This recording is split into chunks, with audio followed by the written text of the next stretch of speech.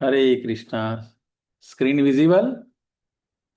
हाँ प्रभु जी। यस प्रभु जी। लो तो खाओ, हाथ दे दो।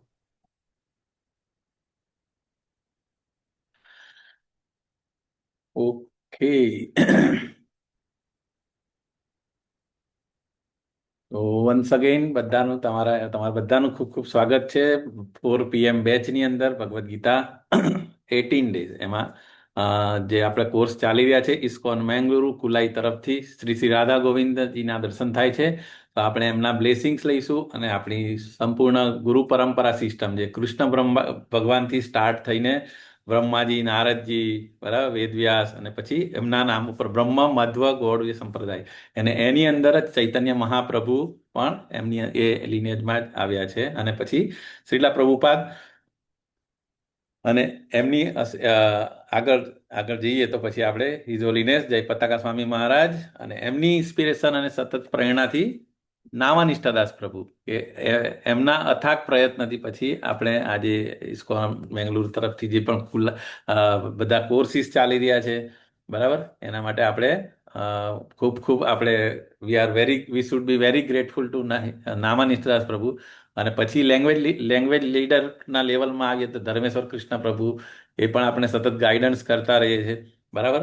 સો આપણે બધા શિક્ષા ગુરુ અને આપણા દીક્ષા ગુરુ જે હિઝોલીને જય પતાકા સ્વામી મારે બધાના બ્લેસિંગ્સ લઈને આજનું આપણે ક્લાસ વિશે સેશન વિશે ડિસ્કસ કરીશું.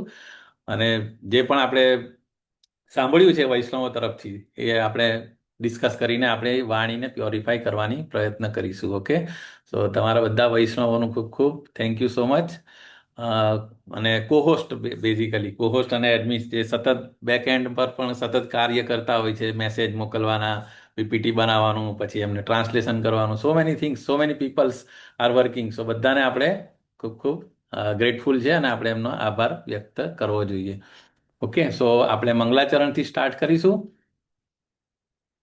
ઓમ અજ્ઞાનતિમિરાંધસ્ય જ્ઞાનાંજનશલાકયા ચક્ષુરુન્મિલિतं येन તસ્मै શ્રીગુરુવે નમઃ. શ્રીચૈતન્યમનોભીષ્ટં સ્થાપિतं येन भूतले स्वयं रूप कदा मह्यं ददाति स्वपदान्तिकम्.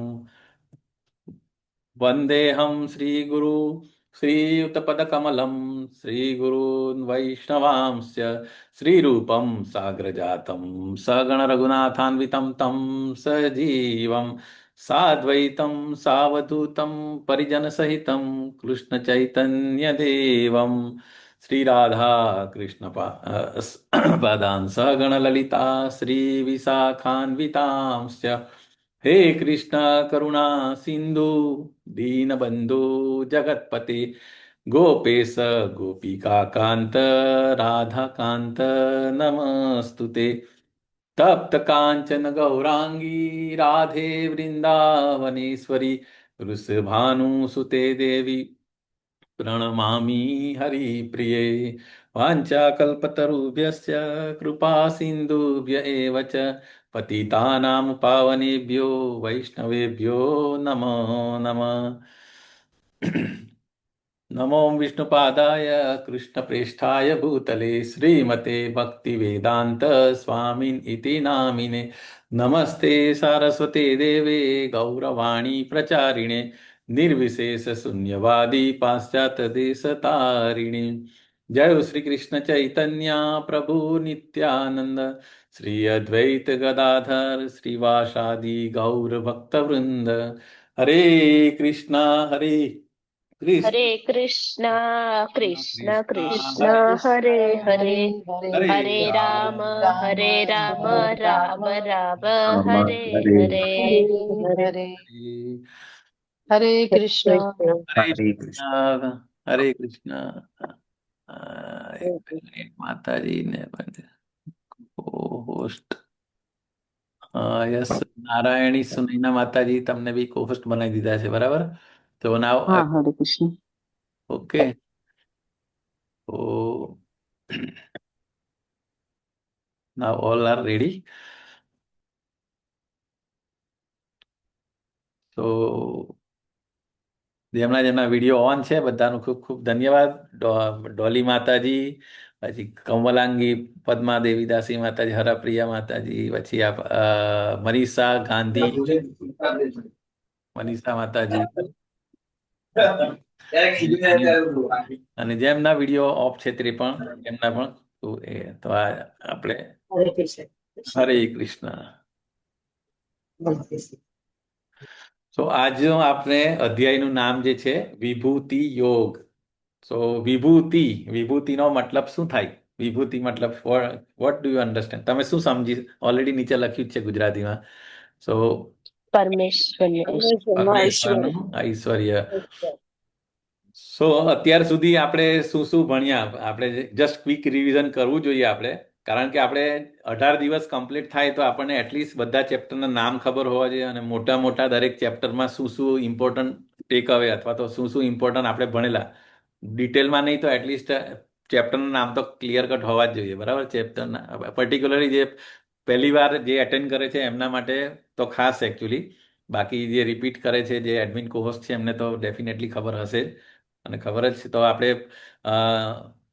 પૂછીએ આપણે કે ગઈકાલના ચેપ્ટરમાંથી તમે શું શીખ્યા, અથવા તો શું આપણે આપણા લાઈફની અંદર એને આપણે ઇમ્પ્લિમેન્ટ કરી શકીએ. યસ, તો આપણે 9મા ચેપ્ટરથી ચાલુ કરીશું, બરાબર? રિવર્સ જઈશું, પહેલેથી નહીં, પણ કાલે જે રિસેન્ટલી આપણે ભણેલા, ડિસ્કસ કરેલું માતાજીએ એના વિશે. સો જસ્ટ હેન્ડ રેસ કરો, સ્ટાર્ટિંગ ફ્રોમ ન્યૂ ડિવોટીઝ. જો ની હેન્ડ રેસ કરશે તો પછી હું નામ લઈને બોલાવીશ. ઓકે, હરે કૃષ્ણ. એટલીસ્ટ એક જેટલું તમને એક શબ્દ તો એક શબ્દ, you have to start something.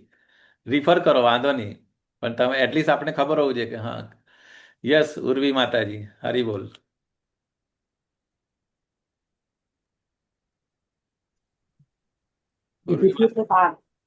Yes,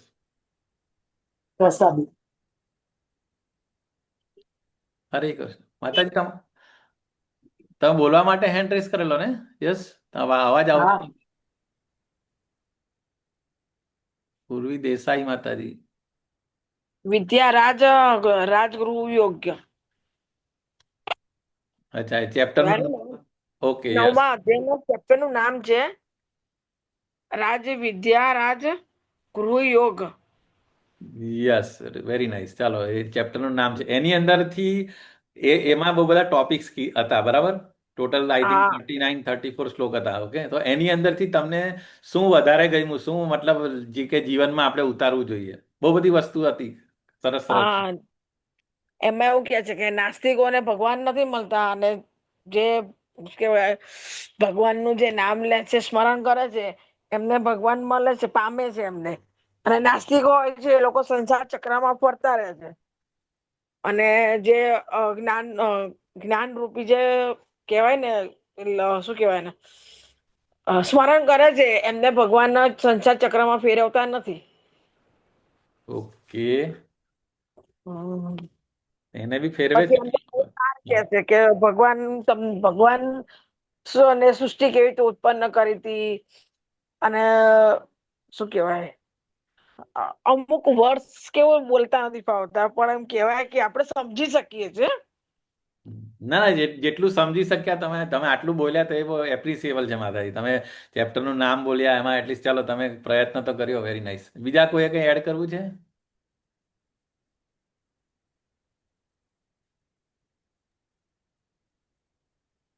હરે કૃષ્ણ પ્રભુજી. હરે કૃષ્ણ. ભક્તિ યોગ સર્વશ્રેષ્ઠ છે, અને એ ગુહ્ય છે, અને આખું જગત કૃષ્ણમાં સ્થિત છે. કૃષ્ણ જગતથી અસંગ છે. અને જે લોકો ભૌતિક દ્રષ્ટિમાં ફસાયેલા છે તેઓ કૃષ્ણના દિવ્ય સ્વરૂપને ઓળખી શકતા નથી. હરે કૃષ્ણ. બરાબર. એવી રીતે કે યસ, પ્રિન્સી માતાજી, યસ. હરે કૃષ્ણ પ્રભુ. આપણે જો પત્રમ પુષ્પમ ફૂલમ આપણે ભગવાનને અર્પણ કરવાનું, જે કાંઈ હોય તે આપણે જોયું હતું. Yes, very nice. હરે કૃષ્ણ. હરે કૃષ્ણ પ્રભુજી. યસ, ગો હેડ. યસ, બોલો હરપ્રિયા માતાજી, બોલો. આપણે ભગવાન સાથે મતલબ ભગવાનથી દ્વેષ કરવો ન જોઈએ. Very nice point. હરે કૃષ્ણ. આપણે સતત કીર્તયંતોમાં એટલે સતત કીર્તનમાં વ્યસ્ત રહેવું જોઈએ. અને રાજગુહ યોગમાં આપણને છે ગુહ્યતર જ્ઞાન જે છે મેઇન એનું આપણને જ્ઞાન મળે છે. સતત કીર્તન કરવાનું, એવી રીતે ભગવાનના માં રત રહેવાનું. હરી બોલ. ચાલો, સરસ. એટલે બધાએ કંઈ ને કંઈ ઇનપુટ આપશું. Very nice.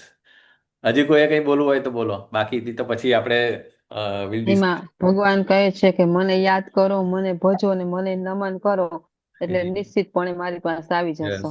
હરે કૃષ્ણ. ઇમ્પોર્ટન્ટ ટેક અવે જે છે ને, છેલ્લો જે શ્લોક હતો ને, મન મના ભવ મદ ભક્તો મધ્યાજી મામ નમસ્કુરુ. નમસ્કુરુ. બરાબર. નમસ્તે સર.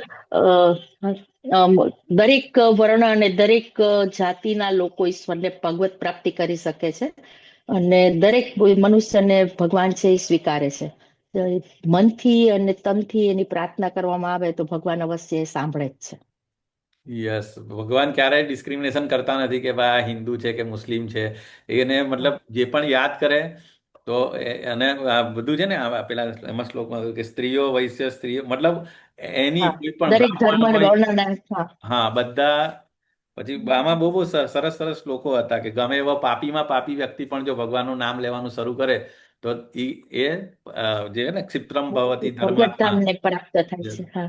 હા, બરાબર. અને પછી ભગવાનની પૂજા કેવી રીતે કરવી, આપણે જે નોર્મલી અત્યાર સુધી જે કરતા હતા, બરાબર, મોટી, તો એ એકદમ સિમ્પલ, મતલબ જેની પાસે કશું જ ના હોય તે પણ ભગવાનને ઓફર કરી દે છે. માતાજીએ જે રીતે કીધું પત્રમ પુષ્પમ ફલમ તોયમ કરવા, એના માટે કંઈ મોટા મોટા યજ્ઞો કે એવું બધું ખર્ચા પાણી કરવાની જરૂર નથી. તમે ખાલી ભગવાનને પાણી બી ઓફર કરો અને એની અંદર તુલસી પત્ર મૂકો, બરાબર, પત્રમ પુષ્પમ ફૂલ ફળ અને તોયમ જે પણ સિઝનલ ફ્રૂટ હોય એ, અથવા તો કંઈ ના હોય તો છેલ્લે પાણી પણ એકલું ઓફર કરો તો ભગવાન પ્રેમથી, પણ મેઇન વસ્તુ શું, પ્રેમથી સ્વીકારે, આપવું જોઈએ. દેટ ઇઝ ઇમ્પોર્ટન્ટ વસ્તુ. બરાબર.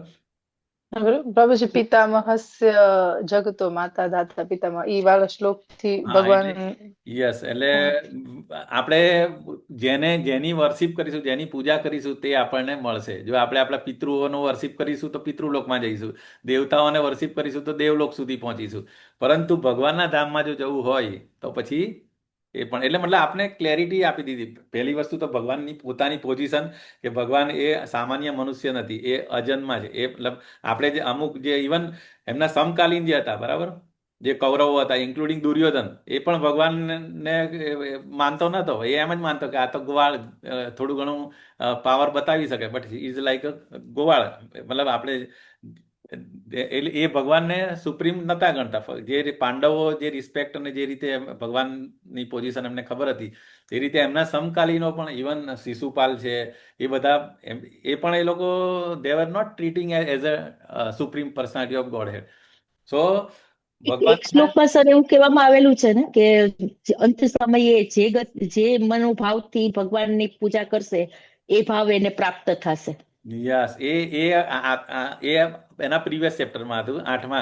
એટલે આપણે અત્યારે 8મા જે, ચેપ્ટર. હા, હમણાં જે હું પૂછતો હતો કે ગઈકાલના ચેપ્ટરમાંથી આપણો ટેક અવે શું છે. બાકી એમ તો વેરી નાઇસ, જો તમે કીધું. એકચ્યુઅલી હું પહેલાથી જ જવાનો હતો કે અત્યાર સુધી આપણે કયા કયા ચેપ્ટર ભણ્યા, એના નામ અને મોટી મોટી વસ્તુ આપણે દરેક ચેપ્ટરમાંથી શું શું શીખ્યા એ. સો ઓકે, ચાલો, હવે તમે કીધું છે તો પછી ભક્તિ યોગના ચેપ્ટર ક્યાંથી શરૂ થાય છે એના નામ આપો. ભક્તિ યોગ 7મા ચેપ્ટરથી, 7મા ચેપ્ટરમાં એનું નામ શું છે, એટલીસ્ટ આપણને ખબર હોય છે કે ભક્તિ યોગના ચેપ્ટર અહીંથી શરૂ થાય છે અને એની અંદર આ ચેપ્ટર, આ ટોપિક્સ આવે છે. તો તમે કીધું ને કે 8મા ચેપ્ટરમાં. Yes, go ahead. સાતમો જ્ઞાન વિજ્ઞાન યોગ, સાતમો જ્ઞાન વિજ્ઞાન યોગ અક્ષર છે. આઠમો આઠમો અક્ષર બ્રહ્મ. જ્ઞાન, પરમેશ્વરનું જ્ઞાન છે. હા. હા, એટલે ઇટ્સ ઓકે. આઠમું અક્ષર બ્રહ્મ, હમ. નવમો રાજ વિદ્યા રાજ ગુહ્ય યોગ અને હમ. 10મો વિભૂતિ યોગ. હમ. બરાબર. આગળ પેલો બીજા અર્જુન અધ્યાય વિષાદ, આપણે જોઈશું પછી. બીજો. બરાબર. Yes sir. Okay sir. So basically ભક્તિ યોગ આપણા જીવનનું જે મેઇન અલ્ટિમેટ ગોલ શું છે, ભગવાનનો પ્રેમ અચીવ કરવાનો, બરાબર. તો એના માટે આપણે શું કરવાનું, એ મતલબ જે ઇમ્પોર્ટન્ટ વસ્તુ, ભક્તિ, ભગવાનનો પ્રેમ જે અચીવ કરવો હોય તો એના માટેની પ્રોસેસ શું છે, એના માટેનો રસ્તો શું છે, તો કે ડિવોશનલ સર્વિસ, ભક્તિ. આપણે કોઈને પ્રેમ કરતા હોય, બરાબર, તો આપણે એને જે ગમે એનું કામ કરતા હોય. તેવી જ રીતે આપણે ભગવાનનો પ્રેમ, અલ્ટિમેટલી આપણા લાઈફનો ગોલ, હ્યુમન લાઈફનો ગોલ શું છે, કે ભગવાનના ધામમાં જવું હોય તો ભગવાનને ભક્તિ કરવી જોઈએ. ભગવાનની ભક્તિ કેવી રીતે કરવાની, એના ચેપ્ટર્સ આ છે, બરાબર. અને આપણે જે રીતે માતાજીએ કીધું હમણાં કે 8મા ચેપ્ટરમાં આપણે આપણી ફાઇનલ એક્ઝામ કઈ છે, કઈ આપણી એક્ઝામ, આપણે જિંદગીની અંદર બહુ બધી એક્ઝામ્સ આપતા હોય છે, બરાબર? નાના હોય ત્યારે. મૃત્યુની. યસ, તો મૃત્યુ. મૃત્યુ ઇઝ ધ ફાઇનલ એક્ઝામ્સ. અને લાઈફ જે જીવન, આપણું જીવન જે છે એ શું છે? એ એક્ઝામ માટેની પ્રિપરેશન છે, બરાબર? બરાબર ને? હમ. Yes sir. હા સર. હા. બરાબર. સો આખી જિંદગી આપણે સિમ્પલ, આપણે એક્ઝામ, ધારો કે બોર્ડની એક્ઝામ હોય તો બોર્ડની અથવા તો 12th પછી જે આપણે સારી કોલેજોમાં એડમિશન લેવું હોય મેડિકલમાં, તો આપણે લોકો 9મા 10માંથી જ પ્રિપરેશન કરતા હોય છે, બરાબર? કે નહીં, મારો સારો સ્કોર આવે, સારી કોલેજમાં એડમિશન મળે, ઓકે, અને સારું પેકેજ મળે, સારું નોકરી મળે, એ રીતે. તો ધીસ ઇઝ આ ભૌતિક આપણું જીવન ગુજારવા માટે બી જરૂરી છે. એ આપણે, એનો અર્થ એવો નથી કે આપણે નથી કરવાનું, પરંતુ જે અલ્ટિમેટ આપણે પ્રીવિયસ જન્મની અંદર, મતલબ આવતો જન્મ આપણો કયો મળશે અને એના માટે આપણે શું કરવું, એ પણ નોલેજ એટલું જ ઇમ્પોર્ટન્ટ છે. નહીં તો આપણે શું, આપણી પાસે બધી વસ્તુ હશે, આપણે સારી રીતે, સારામાં સારી નોકરી આપણે મળે, આપણે સારો સ્કોર આવ્યો, નોકરી મળી, સરસ મજાનું ફેમિલી હોય આપણું, પરંતુ આપણે જો ખાલી પેલું કે ને, ઈટ, ડ્રિંક અને બી મેરી, આપણા લાઈફનો ગોલ એ જ હશે, તો પછી શું થશે? આપણને જે 4 પ્રકારની જે આપણા ભૌતિક જીવનની અંદર જે તકલીફો છે, કઈ કઈ? જન્મ, મૃત્યુ, જરા અને વ્યાધિ. એ કોઈને છોડતી નથી. દરેક, એ પછી રાજા હોય કે પછી ગરીબ હોય કે કોઈ પણ બ્રાહ્મણ હોય કે ક્ષત્રિય, એનીવે, બરાબર? કોઈ પણ વર્ણ અથવા આશ્રમની અંદર હોય અને કોઈ પણ પોઝિશનમાં હોય, આ 4 વસ્તુ ભૌતિક જગતમાં હોય એટલે એને હોય, ઇન્ક્લુડિંગ બ્રહ્મા. બ્રહ્માને પણ મૃત્યુ થાય, એની પણ લાઈફ હોય, જે આપણે જોયું ને ટાઈમ સ્કેલની અંદર, આપણે શીખેલા ને બ્રહ્માજીની લાઈફ કેટલી છે. તો એવી રીતે આપણે, જો આપણું મૃત્યુ એ અટલ છે તો પછી આપણે એના માટેની તૈયારી કરવી જોઈએ. અને બીજું એક વસ્તુ વેરી ઇમ્પોર્ટન્ટ એ છે કે મૃત્યુ ક્યારે આવવાનું એ કોઈને ખબર નથી, અનસર્ટેન છે. આપણે કેવું, એક્ઝામ તો આપણે ખબર છે કે ભાઈ માર્ચ મહિનામાં મારી એક્ઝામ છે, તમારી પાસે 7-8 મહિના કે 6 મહિના છે, પરંતુ મૃત્યુનું કોઈને અલ્ટિમેટમ કે કોઈને ખબર નથી. નેક્સ્ટ મોમેન્ટ પર પણ આવી શકે અથવા 100 વર્ષ પણ જીવી શકો, વી ડોન્ટ નો. સો એના માટે આપણે પેલું કે ને સરપ્રાઇઝ ટેસ્ટ, હવે તો નવી સિસ્ટમ બધી જગ્યાએ કોલેજમાં પણ આવી ગઈ કે હવે અમારા વખતે તો ખાલી સેમેસ્ટરની એક્ઝામ આવતી, પણ હવે તો સરપ્રાઇઝ ટેસ્ટ ગમે ત્યારે લે આ લોકો. સો એવી રીતે આપણે પણ, એટલે સરપ્રાઇઝ ટેસ્ટમાં સારા પરફોર્મ કરવા માટે આપણે રેડી, રોજે રોજ વાંચવું જોઈએ, રોજે રોજ આપણે તૈયારી કરવી પડે. એવી જ રીતે આપણે મૃત્યુ માટે we have to be prepare all the time. So એના માટે એક જ વસ્તુ છે કે આપણે, પ્રહલાદ મહારાજ જે ભાગવતમમાં કહેતા હોય છે કે જેટલું જલ્દી આપણે ભગવાનની ભક્તિ અથવા ભગવાનને આપણે સમજી શકીએ એટલું સારું, બરાબર? નહીં તો આપણે, અમુક લોકો, આપણે બધાનો અનુભવ હશે કે અત્યારે આપણે ધારો કે ભગવદ્ ગીતાના ક્લાસમાં આપણે રજીસ્ટ્રેશન કર્યું અને ભગવદ્ ગીતા વાંચવા લાગ્યા. સો આપણા ફ્રેન્ડ્સ છે કે આપણા રિલેટિવ્સ છે, તો એ લોકો આપણને તરત કહેતા, આ તો કોઈ ઉંમર છે અત્યારે, હમણાં તો ખાઓ પીવો મજા કરો, આ તો બુઢાપામાં કે રિટાયર થયા પછી કરવાનું હોય, એવું બધા કહેતા જ હોય છે. અને નોર્મલી હ્યુમન ટેન્ડન્સી છે કે કોઈ એક સારી વસ્તુ કરે ને તો એને બંધ કરવામાં, એને ટોકવાવાળા બહુ વધારે હોય, એને એપ્રિસિએટ કરવાવાળા ઓછા હોય કે ના ના, તું બહુ સરસ કરે છે, ભગવદ્ ગીતા બહુ સારી વસ્તુ છે. એ એમ જ કે ના નહીં યાર, બંધ કર, અત્યારે શું, ચાલો પિક્ચર જોવા જઈએ આપણે, કે ફરવા જઈએ, કે કંઈક બહાર કશે મૂવી બૂવી જોવા જઈએ, આ રીતે.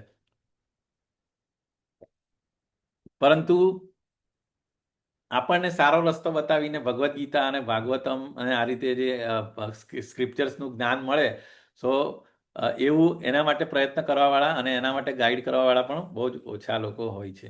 સો ઇન શોર્ટ, ભગવદ્ ગીતા અને આપણે પહેલા 6 જે ચેપ્ટર જોયા એ કર્મયોગ હતા. તો કર્મયોગની અંદર આપણે મોટી મોટી વસ્તુ આપણે શું જોઈ હતી કે શું કરવું? યસ, ચાલો તમારામાંથી બોલો થોડું. આપણે વધારે ડીપ નહીં જઈશું, પણ એટલીસ્ટ જે રીતે ભક્તિ યોગના આપણે જોયા, એવી રીતે કર્મયોગના ચેપ્ટર્સમાંથી તો આપણે શું શીખ્યા અને આપણે શું ઇમ્પ્લિમેન્ટ કરી શકીએ જીવનમાં? યસ. કર્મ કરવું તમારા હાથમાં છે અને ફળની ઈચ્છા કરવાની નહીં, બિલકુલ છે. હરી બોલ. ચાલો એક પોઈન્ટ, Thank you. બધા એક પોઈન્ટ બોલો, ચાલો, બરાબર? ડિટેલ નહીં હોય તો વાંધો નહીં. કોઈ પણ કર્મ કરતા પહેલા પ્રભુજીને અર્પણ કરો. કોઈ પણ કર્મ કરતા પહેલા, હરે ઓકે, હરે કૃષ્ણ. કોઈ બી કામ કરીએ તો એના કેન્દ્ર બિંદુ ભગવાન શ્રી કૃષ્ણ હોવા જોઈએ. યસ હરે કૃષ્ણ. યસ. પ્રિન્સી માતાજી બોલો.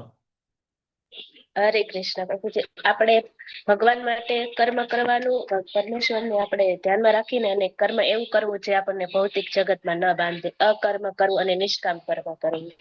યસ, વેરી ઇમ્પોર્ટન્ટ અને પોઈન્ટ. આપણે બોલો બોલો બોલો.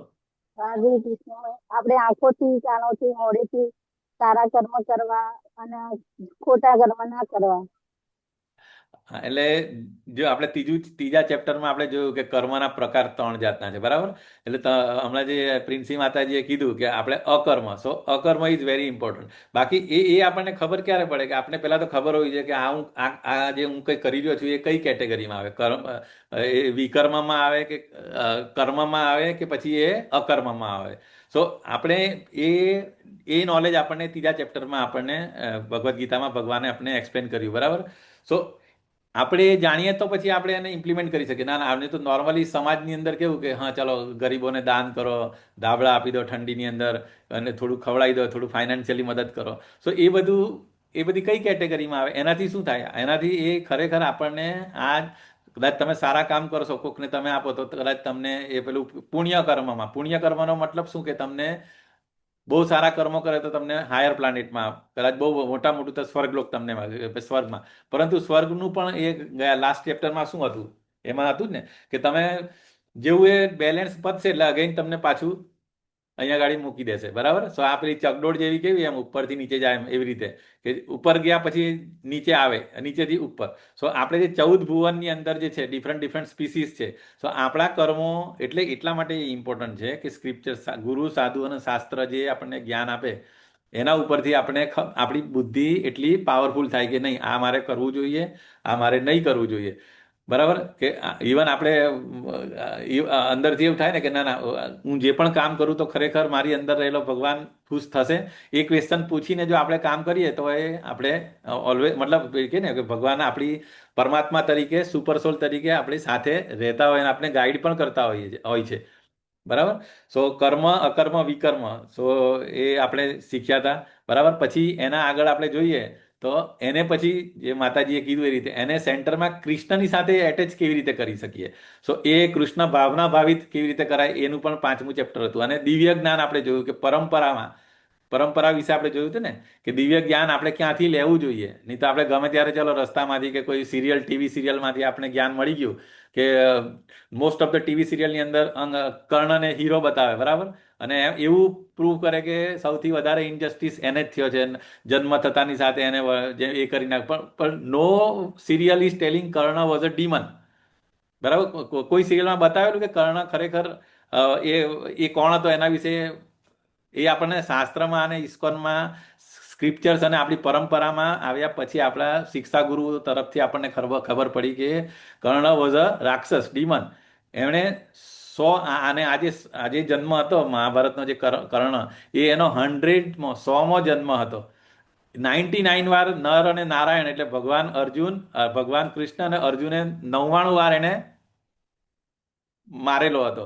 અને આ 100મી વાર છતાં પણ બધી મોસ્ટ ઓફ ધ ટીવી સિરિયલની અંદર આપણે એમ જ બતાવે છે કે નહીં ના કર્ણ.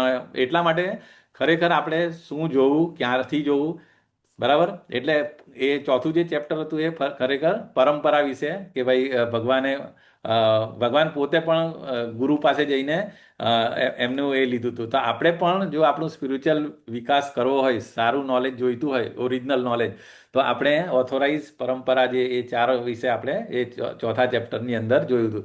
સો 1 થી 6 ચેપ્ટર જે આપણે અલ્ટિમેટલી શું કરવું, મતલબ આપણી ડ્યુટીઝ અને કેવી રીતે આપણે એ વિવેક બુદ્ધિ આપણી કેવી રીતે જાગૃત થાય અને શાસ્ત્રોના રેફરન્સથી ગુરુ, સાધુ અને શાસ્ત્ર એ નોલેજ મળ્યા પછી એને તમે સેન્ટરમાં કૃષ્ણ લાવીને તમે ભક્તિ કરવાનું ચાલુ કરો, બરાબર. સો આપણા જીવનનો પેલું કે ને અને સેકન્ડ ચેપ્ટરની અંદર વેરી ઇમ્પોર્ટન્ટ કે આપણે શરીર નથી પરંતુ આપણે આત્મા છે. સો એ નોલેજ પણ બહુ ઇમ્પોર્ટન્ટ છે. નહીં તો નોર્મલી આપણે જે આપણી લાઈફ જીવતા હોય તો આપણે સેન્ટરની અંદર આપણે અમેરિકન છે કે ઇન્ડિયન છે કે હું હિન્દુ છું કે મુસ્લિમ છું, બરાબર, કે હું ગુજરાતી છું કે હું મરાઠી છું, આપણે એના ઉપર જ ચાલતા. પરંતુ ભગવાને આપણને એ નોલેજ પણ સેકન્ડ ચેપ્ટરમાં જ આપી દીધું કે આપણે એનાથી ઉપર ઉઠવાનું છે, કે આપણે પેલું કે ને શારીરિકથી નહીં પરંતુ આપણે આત્મિક લેવલ ઉપર વિચારવાનું છે, બરાબર. સો એ પણ એક બહુ ઇમ્પોર્ટન્ટ નોલેજ હતું.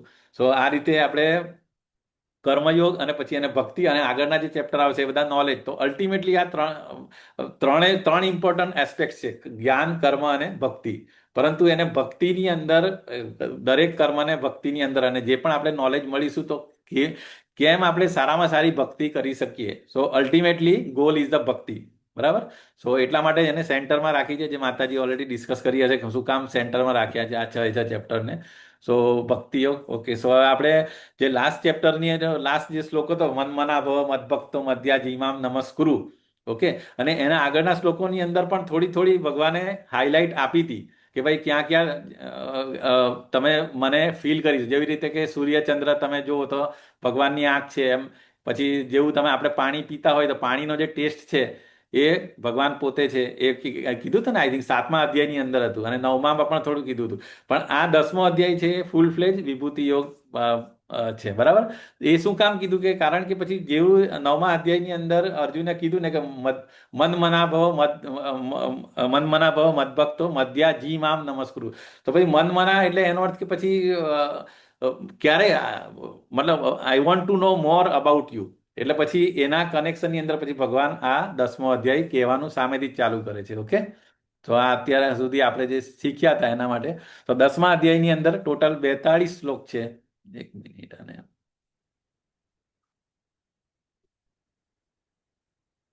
એનું બ્રેકઆઉટ આ રીતે છે કે 1 થી 7 જે શ્લોક છે એ કૃષ્ણ અજાણ્યા છે અને બધાના સ્ત્રોત છે. બરાબર. એટલે Krishna is the source of everything. પછી જે 8 થી લઈને 11 જે છે એ શુદ્ધ ભક્તિ ભગવદ્ ગીતાનો સાર. આ જે ઇમ્પોર્ટન્ટ ચતુશ્લોકી ભગવદ્ ગીતા. સો આ 4 શ્લોક જો તમે રોજ વાંચો ને તો તમારે એમ માનવાનું કે મેં આખી ભગવદ્ ગીતાનું પારાયણ કરી દીધું. સો આજે એ ઇમ્પોર્ટન્ટ 4 શ્લોક પણ આવશે. બરાબર. અને પછી 12 થી લઈને 18 જે છે એ અર્જુન કૃષ્ણનું સર્વોચ્ચ પદ સ્વીકારે છે. સો આ જે ચતુશ્લોકી ભગવદ્ ગીતા કીધા પછી તરત અર્જુન એમનું સર્વોચ્ચ પદ સ્વીકારે છે, અને બીજા પણ રેફરન્સ આપે છે એ 2 આગળના શ્લોકોમાં કે ભાઈ તમે અત્યારે કીધું એના આગળ બીજા આપણે ઋષિઓએ પણ કીધું હતું. અને પછી આગળ 19 થી લઈને 42 શ્લોક જે છે કૃષ્ણ ભગવાનની વિભૂતિઓનું વર્ણન કે ક્યાં ક્યાં ભગવાનની વિભૂતિ છે. બરાબર. So it will be easy to meditate. આપણે એ વસ્તુઓ જો એટલે તરત આપણને ભગવાનને યાદ આવશે. યસ. તો આપણે પહેલા શ્લોક જ ભગવાન કહેવાનું ચાલુ કરે છે. બરાબર. ભગવાન કન્ટિન્યુસમાં, એટલે અર્જુન કોઈ પૂછતો નથી, પરંતુ ભગવાનનું ફર્સ્ટ શ્લોક પણ ભગવાન જ કહે. શું કે પૂર્ણ પુરુષોત્તમ પરમેશ્વર બોલ્યા, હે મહાબાહુ અર્જુન, વળી સાંભળ. જો અહીંયા પાછો શ્રુણુ શબ્દ આવ્યો. શ્રુણુ શબ્દ બહુ બધી વાર ભગવદ્ ગીતામાં આવ્યો. શું what is the meaning of શ્રુણુ? એટલે શું? ધ્યાનથી સાંભળવાનું. શું કામ? કારણ કે આપણને ખબર છે કે જે 9 ડિફરન્ટ ભક્તિના જે અલગ અલગ પ્રકાર છે એની અંદર શ્રવણમ પહેલું સ્ટેજ જે છે શ્રવણ છે. બરાબર. ભક્તિની શરૂઆત જ શ્રવણથી થાય છે. ઓકે.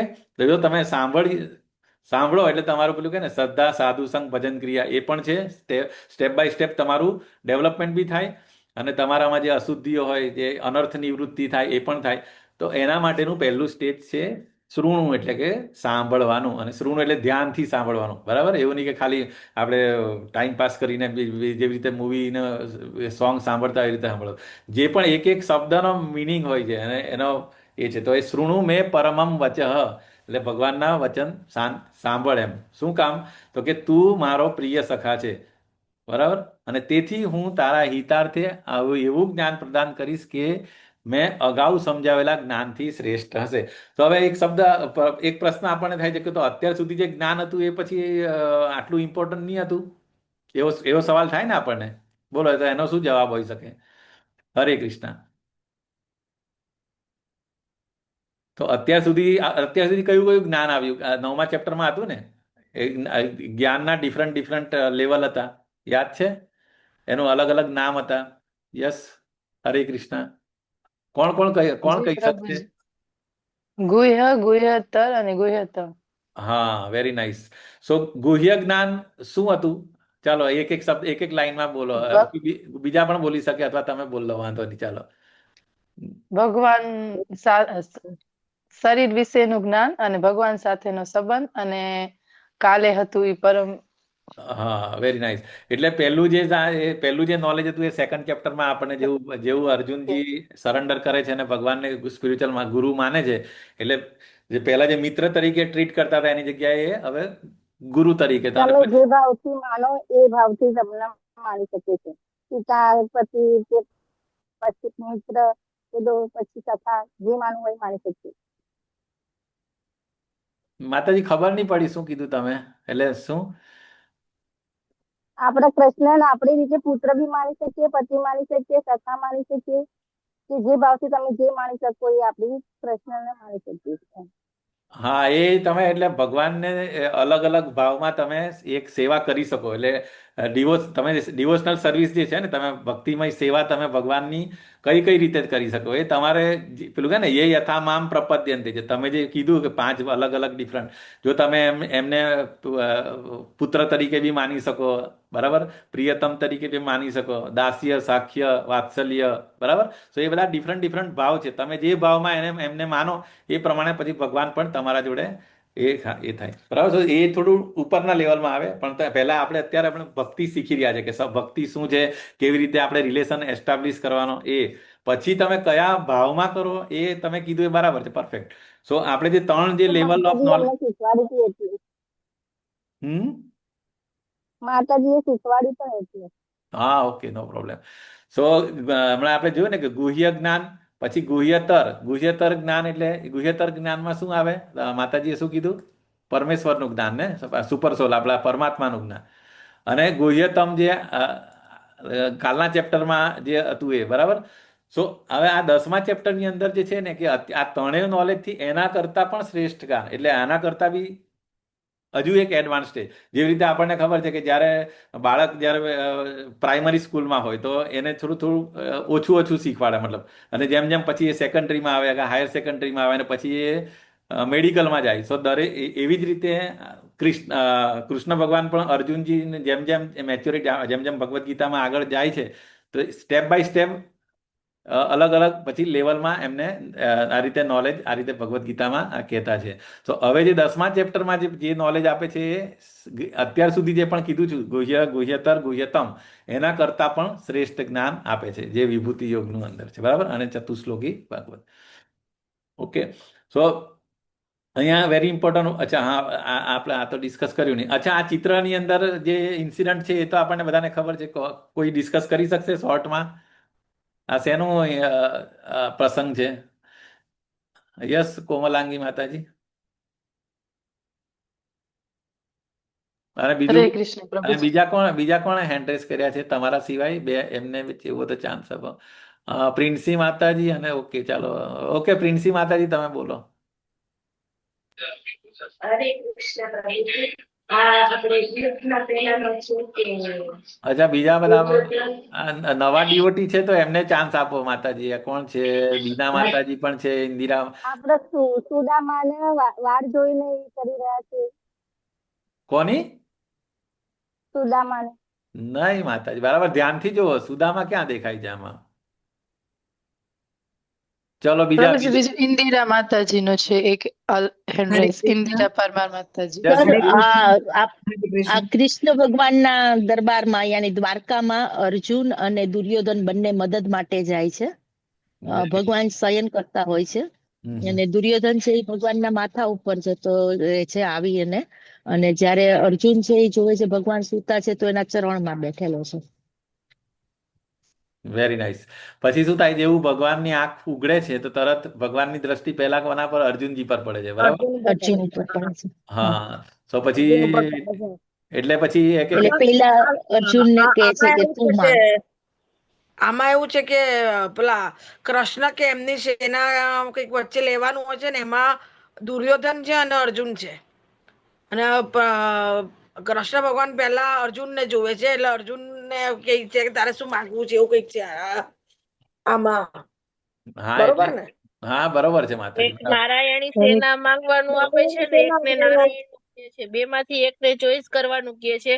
તો હા. દુર્યોધન એમ કહે છે કે નારાયણી નારાયણ સેના બહુ સેના વિકટ લેવી છે છે, અને અર્જુન મોટી ભગવાન બની લે છે, છે. તો હું નારાયણી હરે સેના કૃષ્ણ. ચોઈસ કરીશ. અને ઓકે, પ્રભુજી જે અર્જુન છે ને હેન્ડ ઓકે, રેઝ દુર્યોધન કરવાનું, કરે છે. Hand okay. રેઝ કર્યું એમને.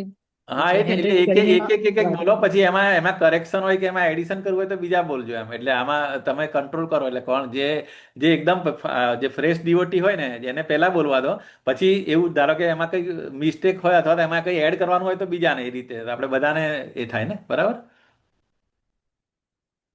હરે કૃષ્ણ પ્રભુજી. ઇન્દિરા માતાજીનો હાથ છે હેન્ડ યસ, રેઝ. ઇન્દિરા માતાજી તમે બોલો, ચાલો.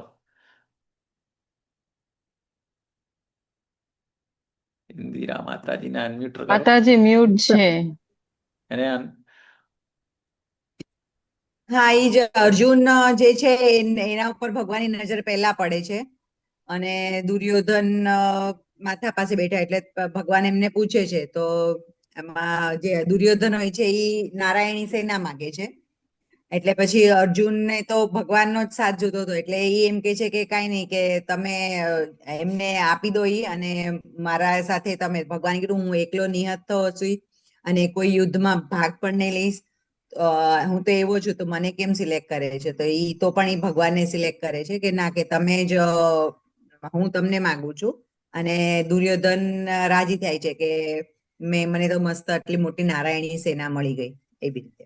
યસ, એને તો જે જોઈતું હતું એ મળી ગયું, પણ પહેલા એ ટેન્શનમાં એ આવી ગયો કે હું પહેલા અર્જુન કરતા પહેલા આવેલો અને ભગવાને એના પ્રાયોરિટી આપી, પરંતુ કૃષ્ણ ભગવાને એમ કીધું કે ના, મારી દ્રષ્ટિ જેના પર પહેલા પડી એને પહેલા ચાન્સ આપવું, પણ કન્ડિશન એ મૂકી એટલે જેવું એમનો પર્પસ કીધો કે શું કામ આવ્યા તમે લોકો, તો આ રીતે એમને તો ખબર હતી કે યુદ્ધની અંદર આ સપોર્ટ લેવા માટે ભગવાન, તો ભગવાને પહેલા જ કન્ડિશન કીધી કે હું યુદ્ધમાં એક પણ શસ્ત્ર ઉઠાવીશ નહીં, બરાબર છે. તો હવે પછી તમે એ કરો કે આઈધર એક બાજુ મારી નારાયણની સેના હશે, બરાબર, અને બીજી બાજુ હું એકલો નિહત થઈશ. તો પછી અને પ્રાયોરિટી પહેલા માગવાની કોને આપી? ભલે આવેલો દુર્યોધન પહેલા, પરંતુ અર્જુનને આપી, કારણ કે પહેલા દ્રષ્ટિ એમના પર પડી. તો અર્જુને કે ભગવાન મને તો તમે જોઈએ, ભલે નિહત થાવ તો નિહત થાવ. તો અર્જુન જેવી રીતે માતાજીએ કીધું રીતે દુર્યોધનને એ જ જોઈતું હતું, એને તો નારાયણી સેના જોઈતી હતી કે ખુશ થઈને મતલબ ગયા, એટલે બંનેને જે જોઈતું હતું એ મળ્યું, બરાબર. પરંતુ આની અંદરથી આપણે એક વસ્તુ શીખવાની શું છે કે જે પ્યોર ડિવોટી હોય, જે ભગવાનનો ભક્ત હોય, અર્જુનજી, એ કોઈ પણ કન્ડિશન્સની અંદર ભગવાન માગે છે. જ્યારે જે ભૌતિક, જેવી કે આપણા જેવી વાત કરીએ કે જે ભૌતિક જગતની અંદર હોય તો એને ભગવાન નહીં પરંતુ ભગવાનની શક્તિઓ જે આપણી જે ભોગવવાની, જે આપણે જે બહિરંગા શક્તિ જે આપણે છે ને, બધું આ બધું પૈસા ને સમૃદ્ધિ ને ઓપ્યુલન્સ ને એ બધું જોઈતું હોય, પરંતુ જે પ્યોર ભક્ત હોય એને એ બધી વસ્તુ નહીં જોઈતી હોય, પરંતુ ભગવાન જે એનું બીજું ઉદાહરણ સુદામાજી, આપણે માતાજીએ કીધું એ રીતે, તો સુદામા પણ જ્યારે એ એમના બચપનના ફ્રેન્ડ હતા, પણ અને ભગવાન કૃષ્ણ રાજા હતા, છતાં પણ એમણે કોઈ દિવસ ભગવાન પાસે મદદ ક્યારેય માગી નથી, બરાબર. સો એક પ્યોર ભક્ત જે હોય તે આવો હોય, અને જે આપણા જેવો વ્યક્તિ હોય જે ભૌતિકતા જે ઓપ્યુલન્સ ને બધું જોઈતું હોય, કે પેલું કહે ને કે આપણને જે જોઈતું એક લિસ્ટ બનાવે કે મને આ આપી દો, ધનમ દેહી, પુત્રમ દેહી, નોકરી દેહી. સો આપણું લિસ્ટ લઈને ભગવાન પાસે જતા હોય, જ્યારે પ્યોર ડિવોટીઝ ખાલી ભગવાનને ખુશ કરવા માટે ભગવાનને એ રીતે પ્રેમ કરતા હોય છે. સો આ એપિસોડથી આપણે આ પણ શીખવાનું છે કે આપણે ખરેખર ભગવાનને પેલું કહે ને પ્યોર ડિવોશનલ સર્વિસ કેવી હોવી જોઈએ. સો જ્ઞાન કર્માદિ અનાવૃતમ, બરાબર. સો કોઈ પણ મોટિવ વગર હોવી જોઈએ કે મને, હું ભગવાનની ભક્તિ કરું, હું 4 માળા કરું કે 16 માળા કરું, પણ મને આ આપી દો, એવું ના હોવું જોઈએ. ખાલી ભગવાનનો પ્રેમ, ભગવાનને ખુશી થાય એટલા માટે હું ભગવાનને યાદ કરું. So that should be the our thinking process. Okay, so આના ઉપરથી આપણે આ શીખી શકીએ. હવે જેમ જેમ આપણે આગળ જઈએ તો હવે અહીંયા આગળ ભગવાન પોતાનું ઓપ્યુલન્સ કહેવાનું ચાલુ કરે છે કે સૌથી પહેલા તો એ કહે છે કે મારી ઉત્પત્તિ કે ઐશ્વર્યને ન તો દેવગણ જાણે છે કે ન તો મહર્ષિ જાણે છે, કારણ કે હું સર્વથા દેવો તથા મહર્ષિઓનો સ્ત્રોત છે. તો અહીંયા આગળ આપણે ભગવાને કેમ કીધું કે દેવ લોકો કેમ નહીં જાણી શકે ભગવાનને? અહીંયા આગળ વોટ ઇઝ ધ રીઝન? તમે લોકો ગોલોકા ચાર્ટ એક્સપ્લેન થઈ ગયો ને માતાજી? હરે કૃષ્ણ. થઈ ગયો છે. હા, હા, તો પછી એના ઉપર એમાં બધું આ ડિસ્કશન થઈ ગયું છે. તો હવે મને આનો જવાબ આપો. આપણે આ જે શ્લોકમાં જે લખ્યું છે કે મારી ઉત્પત્તિ કે ઐશ્વર્યને ન તો દેવગણ જાણે છે કે ન તો મહર્ષિઓ જાણે છે. અહીંયા જો કારણ બી કહી દીધું, કારણ કે હું સર્વથા દેવ તથા મહર્ષિઓનો સ્ત્રોત છે. એટલે કારણ કે ઓકે, આપણે આગળ જઈએ કે ભગવાને શું કીધું કે બધાનો સોર્સ કોણ? સિંગલ પોઈન્ટ સોર્સ કૃષ્ણ ભગવાન છે. અને આપણે ગોલોકા ચાર્ટમાં પણ માતાજીએ એક્સપ્લેન કર્યું હશે કે કેવી રીતે એક્સપાન્શન થાય અને કેવી રીતે બધા યુનિવર્સ મહાવિષ્ણુના શરીરમાંથી બધા જેવી રીતે બ્રીથ આઉટ કરે, જેવી રીતે ઉચ્છ્વાસ બહાર કાઢે તો બધા યુનિવર્સ થાય, અને યુનિવર્સની અંદર પછી આવીને સેકન્ડરી ક્રિએશન એટલે કે બ્રહ્માજી ગર્ભોદક્ષાઈ વિષ્ણુના નાભી કમળમાંથી જે હોય એની અંદર સૌથી પહેલા જે ફર્સ્ટ જીવ જે છે ભૌતિક જગતનો એ બ્રહ્માજી છે. અને પછી બ્રહ્માજીથી પછી આગળ બધું જે 14 ભુવનની અંદર એમાં બધા આવી જાય, દેવી દેવતાઓ બધા. સો એ બધાની ઉત્પત્તિ એટલે ઇન શોર્ટ અહીંયા આગળ એ કીધું છે કે બધાનો સોર્સ હું છે. એટલા માટે દેવ લોકો પણ મને નથી જાણી શકતા, કારણ કે સૌથી પહેલા આનું ઉદાહરણ કાયમ પ્રભુ આપતા હોય છે કે આપણા ઘરમાં 100 વર્ષના એક દાદા હોય, બરાબર, તો એમને બીજું બધાને આપણા બધાની લાઈફનું બધું ખબર હોય, ઇમ્પોર્ટન્ટ ઇવેન્ટ્સ, કોના મેરેજમાં શું શું ઇવેન્ટ થયું હતું, કોણ રિસાઈ ગયું હતું, બરાબર, તો એ દાદાને ખબર હોય, પરંતુ બરાબર, પણ દાદાની આગળનું એ આપણને ના ખબર હોય, કારણ કે મેઇન સોર્સ કોણ છે તો કે આપણા ઘરમાં એ દાદા છે. એવી રીતે અહીંયા ભૌતિક જગત અને આધ્યાત્મિક જગત બધાના સ્ત્રોત જે છે એ કૃષ્ણ ભગવાન છે. તો અહીંયા ગાડી એટલા માટે કીધું છે કે દેવગણ પણ મને જાણતા નથી, કારણ કે હું બધાનો સ્ત્રોત છે. પછી અહીંયા ગાડી જો જ્યારે આપણે દેવકી માતાજીના ગર્ભની અંદર જ્યારે કૃષ્ણ ભગવાન હોય છે તે વખતે દેવી દેવતાઓ રેગ્યુલર ભગવાનને દર્શન કરવા માટે આવતા હોય છે. સો અહીંયા ગાડી એ જ કહે છે કે મનુષ્યોમાં માત્ર તે જ મોહરહિત અને સમસ્ત પાપથી મુક્ત હોય છે કે જે મને અજન્મા, બરાબર, ભગવાન કૃષ્ણ કેવા હોય છે? અજન્મા, એમનો ખરેખર જન્મ થતો નથી, ઓકે, અને અનાદિ અને તથા સર્વ ગ્રહમંડળના સ્વામી તરીકે જાણે છે. સો નોર્મલ હ્યુમન આપણે એવું વિચારે કે હા, કૃષ્ણ ભગવાનનો તો કંસની જેલમાં જન્મ થયો હતો અને પછી એમણે બધું આ પાસ્ટ ટાઈમ્સ કર્યા હતા, નાના મોટા હતા, પછી કુરુક્ષેત્રનું યુદ્ધ, અને લાસ્ટમાં પછી એ પેલા પારધીએ એમના પગમાં બાણ મારેલું હતું અને પછી ભગવાનનું મૃત્યુ થઈ ગયું હતું. તો એવી રીતે લોકો આ રીતે સમજતા, પરંતુ અહીંયા ક્લિયર કટ છે કે જે મોહરહિત અને સમસ્ત પાપોથી મુક્ત, તો આ બે કન્ડિશન છે, બરાબર. એક તો ઇલ્યુઝન, એને પ્રોપર શાસ્ત્રોનું નોલેજ, અને બીજું પાપ મુક્ત, that is also very important. એટલે અર્જુનજી શું કામ ભગવદ્ ગીતા સમજી શકેલો? કારણ એનું આ રીઝન હતું કે એક તો ભગવાનથી ઈર્ષા નહીં કરતા હોય અને સર્વ પાપોથી મુક્ત હોય અને મોહરહિત, તો જ એ ભગવાનને આ રીતે અનાદિ અજન્મા અને સર્વ ગ્રહમંડળના સ્વામી તરીકે જાણે છે. જો અહીંયા બધા ઇન્ક્લુડિંગ નારદ મુનિ, ઇન્ક્લુડિંગ શિવ, બ્રહ્મા, શિવ અને બીજી બધા જ દેવી દેવતાઓ આ રીતે ભગવાનને દર્શન કરવા માટે આવતા હોય જ્યારે ભગવાન અપિયર થવાના હોય એ પહેલા. ઓકે, સેમ વસ્તુ એ જ છે. એટલે Krishna is the source of everybody, બરાબર. બ્રહ્માજી, શિવજી, પછી બધા અલગ અલગ અવતારો હોય, ઓકે, કે દેવી દેવતાઓ, વોટ એવર ઇટ મે બી, બધા. અચ્છા, હવે જે આપણું ભૌતિક જગત, જે બ્રહ્માજી આવી ગયા, બરાબર, કૃષ્ણ ગર્ભોદક્ષાઈ વિષ્ણુના નાભી કમળમાંથી કૃષ્ણ એમનું એ આવી ગયું, બરાબર, બ્રહ્માજી નો જન્મ થઈ ગયો, મતલબ બ્રહ્માજી અપિયર થઈ ગયા. એ પછી હવે સૃષ્ટિનું નિર્માણ કરવા માટે પછી સેકન્ડરી ક્રિએશન બ્રહ્માજીને ભગવાને ઇન્સ્પિરેશન આપી કે હવે તારું કામ છે, હવે બધાને 14 ભુવનની અંદર બધા 84 લાખ અલગ અલગ યોનિની અંદર છે, બધાને પોપ્યુલેટ કર. તો સૌથી જે સોર્સ હતા ભગવાને, જે બ્રહ્માજીના જે એમને જે માનસ પુત્ર કે જે બધા હતા એ કોણ કોણ હતા? તો કે 7 ઋષિઓ અને 4 કુમારો હતા. તો 7 ઋષિઓ અને 4 કુમારો, ચાલો આપણે જોઈ લઈએ કયા. તો 7 ઋષિ કયા કયા હતા? એક અગસ્ત્ય મુનિ, પછી અત્રિ, વશિષ્ઠ, વિશ્વામિત્ર, ગૌતમ, જમદગ્નિ અને ભારદ્વાજ. તો આ બધા ઋષિ, આમાં કોઈને કંઈ કન્ફ્યુઝન નથી ને? કોઈને નહીં ખબર હોય તો આપણે ડિસ્કસ કરીશું. જો અગસ્ત્ય ઋષિ એટલે ખબર, જે આખું સમુદ્ર પી ગયેલા હતા, ઓકે. પછી અત્રિ એટલે કોણ? અત્રિ વિશે બોલો તો કોઈ, ચાલો. અત્રિ અને અનસુયા, હા, અત્રિ અને અનસુયા, ભગવાન બરાબર. દત્તાત્રેયના પિતા. યસ, દત્તાત્રેય, પછી ચંદ્ર અને ઇવન દુર્વાસા પણ, આઈ થિંક, બરાબર. પછી વશિષ્ઠ અને વિશ્વામિત્ર તો ભગવાન રામના એમના થઈ ગયેલા, બરાબર, એમના કુળગુરુ, અને જેમને જે બાણ વિદ્યા ને બધી ટ્રેનિંગ આપેલી એ વિશ્વામિત્ર, અને વશિષ્ઠ એટલે એ પણ ખબર છે. પછી ગૌતમ ઋષિ છે. અને જમદગ્નિ વિશે, ચાલો, જમદગ્નિ નું ખબર છે કોઈને? બોલો, કોના પિતા હતા એ જમદગ્નિ? હરે કૃષ્ણ. પરશુરામ મહારાજ. હરે કૃષ્ણ, ભગવાન પરશુરામના. Very nice. અને પછી ભારદ્વાજ. તો આ 7 ઋષિઓ અને આ 4 કુમારો, 4 કુમાર્સ. તો આ એકચ્યુઅલી આ સૌથી પહેલું બ્રહ્માજીએ એમને કરેલા હતા, ઉત્પન્ન કરેલા. પછી ભાગવતમની અંદર ડિટેલમાં આવે તમારે જ્યારે તમે ભાગવતમ સ્ટડી કરશો ત્યારે તમને બધું ખબર પડશે કઈ કઈ રીતે આપણું secondary creation step by step થતું હતું, બરાબર.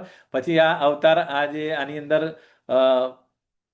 મત્સ્ય અવતાર જ્યારે પણ એ થાય ને ત્યારે આ મત્સ્ય અવતાર એ જે પહેલો અવતાર જ્યારે બધી જગ્યાએ પાણી પાણી હતું, બરાબર. અને આપણે એમાં એ પણ જોયેલું કે જ્યારે બ્રહ્માજીનો દરેક દિવસ પતે એટલે ત્યારે મિની પ્રલય થાય અને બ્રહ્માજીનું જ્યારે લાઈફ પતે ત્યારે મહાપ્રલય થાય. તો દરેક દિવસની પછી જે આ પ્રલય થાય મિની પ્રલય, તો તે વખતે આ બધા અવતારો આવે. તો એમાં મત્સ્ય અવતાર શું કરે તો કે આ ભગવાન પોતે મત્સ્ય અવતાર તરીકે આવે અને જે ઇમ્પોર્ટન્ટ આ જે 7 ઋષિઓ પછી જે અમુક ઇમ્પોર્ટન્ટ વસ્તુ હોય ને એ જે કે નેક્સ્ટ ક્રિએશન માટે જરૂર હોય એ બધું એક મોટી નાવડીની અંદર રાખીને પછી પ્રોટેક્ટ કરતા હોય વેદ ને બધું. ઓકે, તો અહીંયા આગળ સપ્તર્ષિઓ તથા તેમની પૂર્વે 4 મહર્ષિ જે આપણે જોયા 4 કુમાર, તેમજ બધા મનુઓ. આપણે ખબર છે કે બ્રહ્માજીના એક દિવસમાં કેટલા મનુ હોય છે, યાદ છે કોઈને? દરેક દિવસમાં 14 મનુ હોય છે, બરાબર. તો 14 મનુઓ એટલે કે માનવ જાતિના પૂર્વજો એટલે 14 અને આ 4 18 અને 7 ટોટલ 25 આ ઇમ્પોર્ટન્ટ હોય. તો એ મારા મનથી ઉત્પન્ન થયા છે અને વિભિન્ન લોકમાં નિવાસ કરનારા સર્વ જીવો તેમાંથી આવે છે. એટલે ભગવાન કૃષ્ણ આ કહે છે કે આ જે 25 જે વ્યક્તિ છે પર્ટિક્યુલરલી આ સપ્તર્ષિઓ અને 4 અન્ય મહર્ષિઓ તથા મનુઓ એ ભગવાનમાંથી એમના મનમાંથી ઉત્પન્ન થાય છે, બરાબર. ઓકે, સો અને પછી બાકીના જે પછી બધા સર્વ જીવો એ પણ પછી એમાંથી આવતા હોય છે. સો અહીંયા આગળ જો કોઈ ભગવાનના પવિત્ર નામનો જાપ કરી શકે તો પછી ભગવાનના કૃષ્ણનો મહિમા જાણવાની શી જરૂર છે? આનો કઈ છે જવાબ તમારી પાસે? બોલો. કૃષ્ણનો મહિમા કેમ જાણવો જોઈએ આપણે? પવિત્ર નામનો જપ કરીએ તો પછી, કારણ કે એ સિમ્પલ વસ્તુ છે ને. હા, યસ, ઇન્દિરા માતાજી બોલો.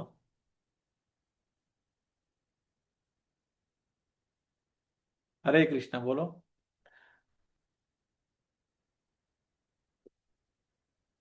ઇન્દિરા માતાજી હેન્ડ રેસ કર્યો છે બોલવા માટે. સોરી. એટલે ભગવાન મહિમા જાણવાથી એના ઉપર વધારે આપણને વિશ્વાસ બેસે અને આપણી શ્રદ્ધા વધે, એટલા માટે એ જાણવાની જરૂર પડે. Okay, very nice. એકચ્યુઅલી જો આપણે બધા કોઈ પણ રિલિજનમાં એવું કહેવામાં આવે છે કે ગોડ ઇઝ ગ્રેટ, ભગવાન મહાન છે, ભગવાનના ઈચ્છા વગર એક પાંદડું બી હલતું નથી. પરંતુ એ ભગવાન કેટલા મહાન છે, ભગવાન શું છે, તો એ બધું જાણે તો પછી તમારો નેચરલ પ્રેમ એટેચમેન્ટ થાય ને તમારું. સિમ્પલ વસ્તુ છે ને. આપણે એના વિશે ના ખબર હોય તો પછી તમે એનું બીજું ઉદાહરણ આપણે શ્રીમદ ભાગવતમમાં હોય છે કે આપણે જ્યારે ભગવાન કૃષ્ણનું પેલે રૂકમિણીજી, બરાબર, રૂકમિણીજીએ લેટર લખેલો હતો ને કે તમારું હરણ કરી જાઓ. તો રૂકમિણી એ ફક્ત ભગવાનના મહિમાનું એમણે જોયા નતા, પરંતુ એમના વિશે સાંભળેલું એટલું બધું સાંભળેલું અને એટલું તો એમને પ્રેમ થઈ ગયેલો કે ના હવે હું મેરેજ કરીશ તો એમની જોડે જ કરીશ, અધરવાઇઝ આઈ વિલ સુસાઇડ. ત્યાં સુધી. અને પેલું કહે ને કે ભૌતિક જગતનો ફર્સ્ટ લવ લેટર એ રૂકમિણીજીએ લખેલો હતો અને કૃષ્ણ ભગવાનને થ્રુ બ્રાહ્મણ મોકલાવેલો હતો કે તમે મને આ રીતે મારા કોઈ મેરેજ કરાવવાના છે તો તમે મને આ રીતે અપહરણ કરી જજો એમ. સો મહિમા જાણવાનું જાણે એટલે આપણે તો 2 જ રસ્તા છે, સાંભળીને, બરાબર. તમે જેટલું ભગવાન વિશે તમે સાંભળશો એટલું તમારો ભગવાન પ્રત્યેનું એટેચમેન્ટ, અને જેટલું એટેચમેન્ટ એટલું ઇન્ટેન્સલી તમે એને પ્રે કરી શકશો. એટલે આ જે જપ કરી શકીએ આપણે, જે જપા કરીએ ને સવારે આપણે માળા કરીએ, તો તમે જેટલું ભગવાન વિશે જાણશો એટલું તમે બહુ ઇન્ટેન્સ તમે ભગવાનનું નામનો જપ પણ કરી શકશો. તો that is the purpose. Okay, તો આપણે ભગવાનનો મહિમા જાણવાની એટલે જરૂર છે. યસ, ઇન્દિરા માતાજી તમારે બોલવું છે કઈ? હજી કઈ એડ કરવું છે? એમાં એવી રીતે છે કે આપણે કૃષ્ણ ભગવાનને એટલે મારું જો હું સમજુ તો મેં વધારે કઈ સાંભળ્યું નતું. આપણે નાનપણથી ઘરમાં આપણા વડીલો પાસે સાંભળતા આવે કે કૃષ્ણ ભગવાન આવા હોય છે, આમ છે તેમ છે. પણ જ્યારે આ તમારું જ્યારે સમજો કે આપણે ક્લાસ જોઈન કર્યા તો એમાં હજી બી વધારે ને વધારે ખબર પડે છે કે ના કે ભગવાન છે ને એ ફક્ત ભગવાન એટલે આપણે એને ભગવાન કેમ, સર્વોપરી છે. ઈ બધા ઉત્પત્તિનું બધાનું કારણ ઈ જ છે. તો આ એકદમ જ આમ આપણને પછી એના ઉપર આસ્થા બેસે કે ના આ જ સત્ય છે, આના સિવાય બીજું કંઈ જ નથી. જ્યારે તમે સાંભળશો અલગ અલગ બધાના જ પ્રવચન બધું જે સાંભળશો તો એના વિશેમાં તમને બહુ જ ઊંડું જ્ઞાન મળતું જશે કે ના આ જ સત્ય છે. યસ, હરી બોલ. અને બીજું શું, બીજું એના તમે કીધું એની એડિશનમાં આપણે આપણે ઇવન આપણે સાંભળતા હતા, જોતા હતા, પિક્ચરોમાં જોતા હતા, સિરિયલોમાં જોતા હતા, પણ એ ઓથોરાઇઝ નહોતું. પણ હવે જે આપણને જે મળ્યું ને એ પરંપરાથી અને શુદ્ધ ભક્તો, આપણા જે ગોસ્વામીઓએ અને આપણા શીલા પ્રભુપાદે જે એમનું લાઈફ એમને એમનું લાઈફ ભગવત જે કહે ને ગ્રંથ ભાગવત અને ભક્ત ભાગવત, સો એમણે લાઈફમાં ઇમ્પ્લિમેન્ટ કર્યું અને પછી એ ભગવાનની મહિમા વિશે શાસ્ત્રમાં જે હતું એ સમજાવ્યું આપણને. સો એની ઇફેક્ટ બહુ જ વધારે હોય છે. બરાબર. So that is very important.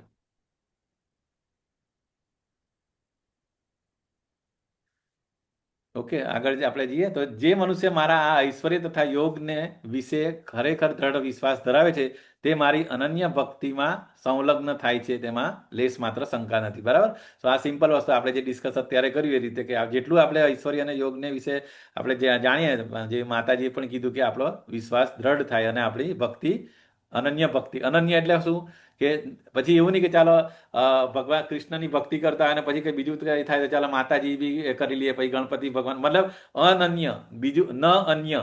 તો એવી ભક્તિ ક્યારે, અન્ય કોઈની નહીં. હા, બીજું નહીં. તો એવી ભક્તિ ક્યારે થાય કે ત્યારે તમારો પૂરેપૂરો 100% નહીં ને આ જ સુપ્રીમ છે, આનાથી નીચે આનાથી ઉપર કોઈ છે નહીં. અને તો પછી મારે પેલું કે ને અવ્યભિચારીણ ભક્તિ ને, તો એ ક્યારે થાય કે જ્યારે આપણે પૂરું માઇન્ડમાં કોઈ કન્ફ્યુઝન ના રહે. What is the position of Brahmaji, what is the position of Mataji, what is the position of Ganapati અને what is the position of Krishna. So આ બધી હાયરાકી આપણા માઇન્ડમાંથી બિલકુલ ક્લિયર હોય ને તો પછી આપણે અનન્ય ભક્તિ કરી શકીએ કૃષ્ણ ભગવાનની. અરે યાર, ઠીક છે. સો હરે કૃષ્ણ પ્રભુજી. એક ઈ પણ કહી શકીએ ને આપણે કે અનન્ય ભક્તિમાં માંગવાની પણ ભક્તિ અને કરવાની કરવાની પણ પણ ભક્તિ. ભક્તિ. યસ માતાજી.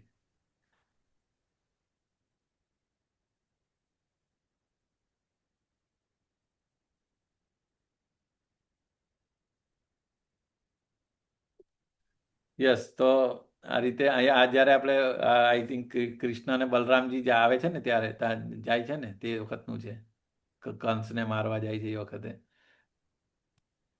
I think so. દ્વારકામાં પ્રભુજી આવ્યા છે ઈ પાછા ઈ છે ને દ્રશ્ય. આ દ્વારકાનું છે કે આવે છે? હસ્તિનાપુરથી દ્વારકા જાય છે ઈ છે. અચ્છા, ઈ આ છે. ઈ છે. હસ્તિનાપુરથી દ્વારકા જાય છે ને એ બધા મળવા આવે. અચ્છા, ઓકે, ઓકે. એટલે જે ભાગવતમાં પેલું ચેપ્ટર છે જે ત્યાંથી હસ્તિનાપુરથી નીકળીને દ્વારકામાં પહોંચે તે વખતનું છે. યસ. હા, તો એ બધા મળવા આવે છે ભગવાન કૃષ્ણની, બધા જવા એની પાછળ પાછળ નજર જાય છે. અચ્છા, okay, okay. Thank you Mataji, thank you so much. હવે important Chatushloki Bhagavad Gita. Chatushloki Bhagavad Gita is very very important. આની અંદર ભગવાનનું આખું એક તો સેન્ટરમાં છે 10મું અધ્યાય, એટલે શું 9 મતલબ 1 થી 9 આમ અને આ સો સેન્ટરમાં છે અને આખું ભગવદ્ ગીતાનો હાર્દ છે. જે પેલું કે ને સંબંધ, અભિધેય અને પ્રયોજન, આપણો અને ભગવાનનો સંબંધ, ભગવાન કે શું છે સોર્સ, એટલે આપણે જોઈએ જેમ જેમ શ્લોકમાં જઈએ એમ. તો પહેલો જ શ્લોક શું છે? તો અહમ સર્વસ્વ પ્રભવો મત્ત સર્વ પ્રવર્તતે ઇતિ મત્વા ભજન્તે મામ બુધા ભાવ સમન્વિતા.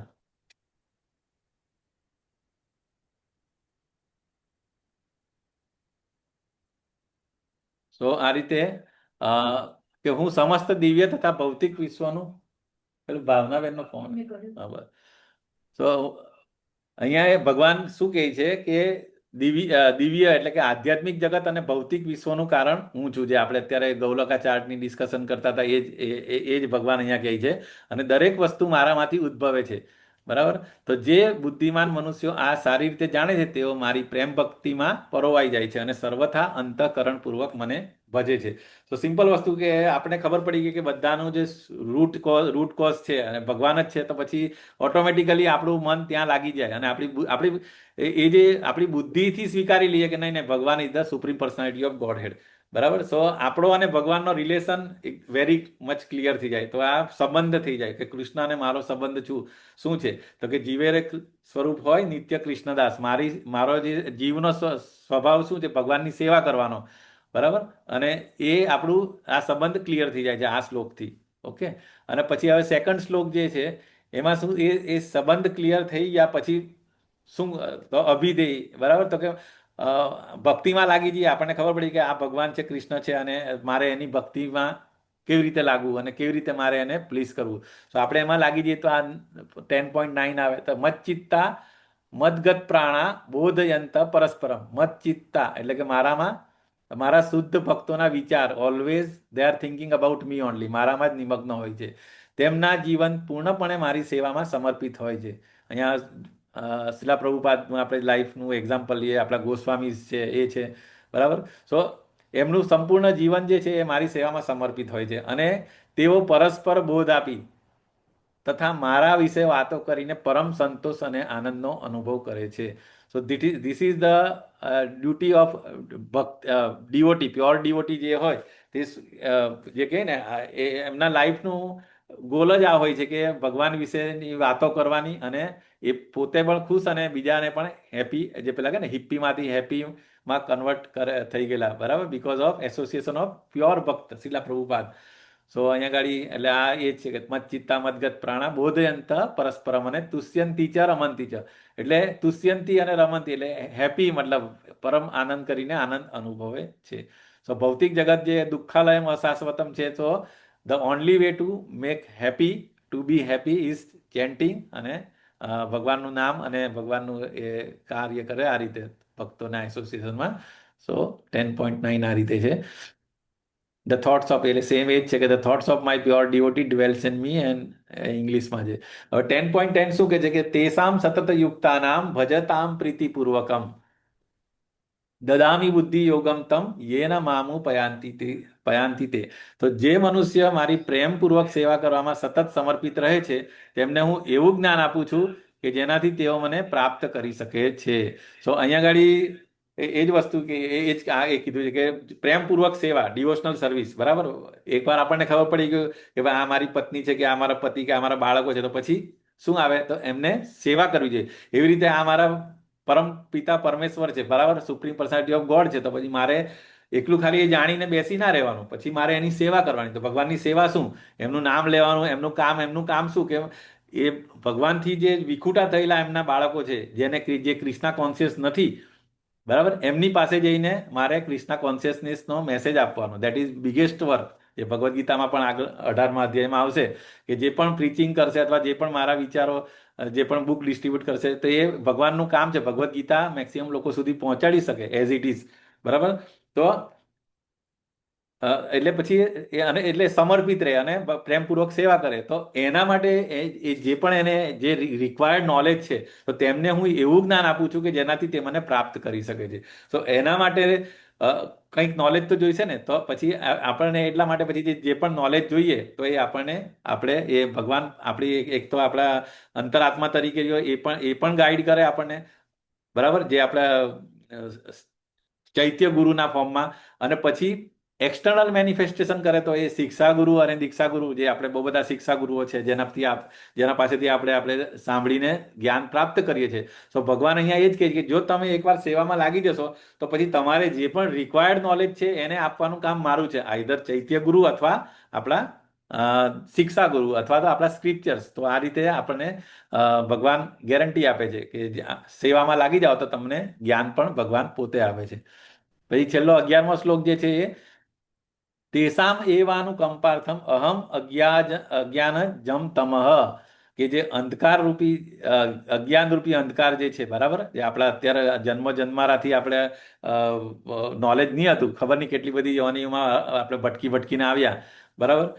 તો ભક્તો ઉપર વિશેષ કૃપા કરવા માટે તેમના હૃદયોમાં નિવાસ કરનારો હું ચૈત્ય ગુરુ, જે આપણે વાત કરીએ એ રીતે, બરાબર, જ્ઞાનરૂપી પ્રકાશમાન દીપક વડે અજ્ઞાન જન્ય અંધકારને હું દૂર કરું છું. સો ભગવાન પોતે એક ટોર્ચ લાઇટની જેમ આપણને જ્ઞાન આપતા હોય છે. અહીંયા ચિત્રની અંદર જો અહીંયા સુખદેવ ગોસ્વામી પરીક્ષિત મહારાજને ભાગવતમનું જ્ઞાન આપે છે, અને within 7 days he was liberated. ખરેખર એ પેલું એને જે શ્રાપ હતો કે 7 દિવસ પછી જે પેલું તક્ષક નાગ આવીને એ કરે, પણ એની પોઝિશન એટલી એક્ઝોલ્ટેડ થઈ ગઈ કે એ પહેલા જ એ ભગવાનના ધામમાં ખરેખર એ મતલબ એ જે 7 દિવસ સતત એમણે જે એક ચિત્તે સાંભળેલું વગર ખાધા પીધા વગર સાંભળેલું કન્ટિન્યુઅસ એક ચિત્તે, તો એનાથી મતલબ લિબરેટ થઈ ગયા હતા. પછી બીજા ઉદાહરણ જે છે અહીંયા આગળ, જ્યારે ભગવાન પોતાનો પાસ ટાઈમ વાઇન્ડ અપ કરવાના હોય છે, બરાબર, તો એ પહેલા મૈત્રેય મુનિ અને ઉદ્ધવજીને બોલાવીને, જેવી રીતે ભગવાને અર્જુનજીને ગીતા કીધી હતી, એવી રીતે જ્યારે જતા પહેલા ઉદ્ધવ ગીતા તરીકે એમને ઇન્સ્ટ્રક્શન આપી હતી, બરાબર. અને સાથે તે વખતે મૈત્રેય મુનિ પણ હતા. તો બીજું ચિત્રમાં એ છે.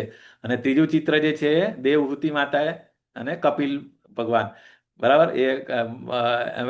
એમની માતા હતા, પણ આ બાળક એમનો પુત્ર હતો, પરંતુ he is a incarnation of God, Krishna ભગવાનનો અવતાર હતા. તો એ એમને આ રીતે નોલેજ આપતા હતા. સો આ રીતે મતલબ નોલેજ આપવા માટે there are so many ways. તો જે પણ આપણા હૃદયની અંદર અજ્ઞાનજન્ય અંધકાર હોય તેને આપવાનું કામ પણ ભગવાન ફેસિલિટેટ કરી આવે. તો આ 4 શ્લોક જે ખરેખર બહુ ઇમ્પોર્ટન્ટ છે, અને સંબંધ, અભિધેય અને પ્રયોજન, આખી ભગવદ્ ગીતાનું માં જે થીમ જે છે, ભગવદ્ ગીતાનો થીમ મતલબ મેસેજ ઇન 4 શ્લોકા. સો આખો આ 4 શ્લોક બધાને આવડવા જોઈએ ખરેખર, અને શું કહેવા માંગે, તો ખરેખર બહુ ઇમ્પોર્ટન્ટ છે. સો 4 શ્લોક નું મિનિંગ આ થાય છે. That is called Chatushloki Bhagavad Gita. આગળ જતા પછી અર્જુન જે ભગવાને અત્યાર સુધી કીધું એને સપોર્ટ કરે છે. કઈ રીતે? તો કે અર્જુન જવાબ આપે છે હવે, તો કે પરમ બ્રહ્મ પરમ ધામમ પવિત્રમ પરમમ ભવાન. કે અર્જુને કહ્યું કે આ પૂર્ણ પુરુષોત્તમ પરમેશ્વર, પરમ ધામ, પરમ પવિત્ર, પરમ સત્ય, આપ સનાતન, દિવ્ય અને આદિ પુરુષ, અજન્મા તથા મહાનતમ છો. આના આગળ અત્યારે તો ભગવાને કીધેલું ને આગળ બધું. તો અર્જુનજી શું કહે છે કે આગળ નારદ મુનિ, અસિત મુનિ, દેવલ, વ્યાસ તથા વ્યાસ જેવા સર્વ ઋષિઓ આપના વિશે આ સત્યનું સમર્થન કરે છે, અને હવે આપ સ્વયં મને તે જ કહી રહ્યા છો. સો તમે જે અત્યારે કહ્યું છે એ ઓલરેડી બીજા ઋષિઓ પણ કહેતા હતા. સો નાવ ઇટ ઇઝ 100% શ્યોર થઈ ગયું કે જે પણ તમે જે જ્ઞાન આપ્યું અને તમે જે કીધું કે હું I am the supreme personality of Godhead, આદિ પુરુષ, અજન્મા અને મહાનતમ. સો એને સમર્થન કરે છે અર્જુનજી, બરાબર. હવે આગળ જતા પછી શું પૂછે કે હે અર્જુન, અરે હે કૃષ્ણ, આપે મને જે કહ્યું તેને હું સર્વથા સાચું માની સ્વીકારું છું. હે પ્રભુ, ન તો દેવો કે ન તો દાનવો આપના સ્વરૂપને જાણવા સમર્થ છે, બરાબર. યસ ઇન્દિરા માતાજી.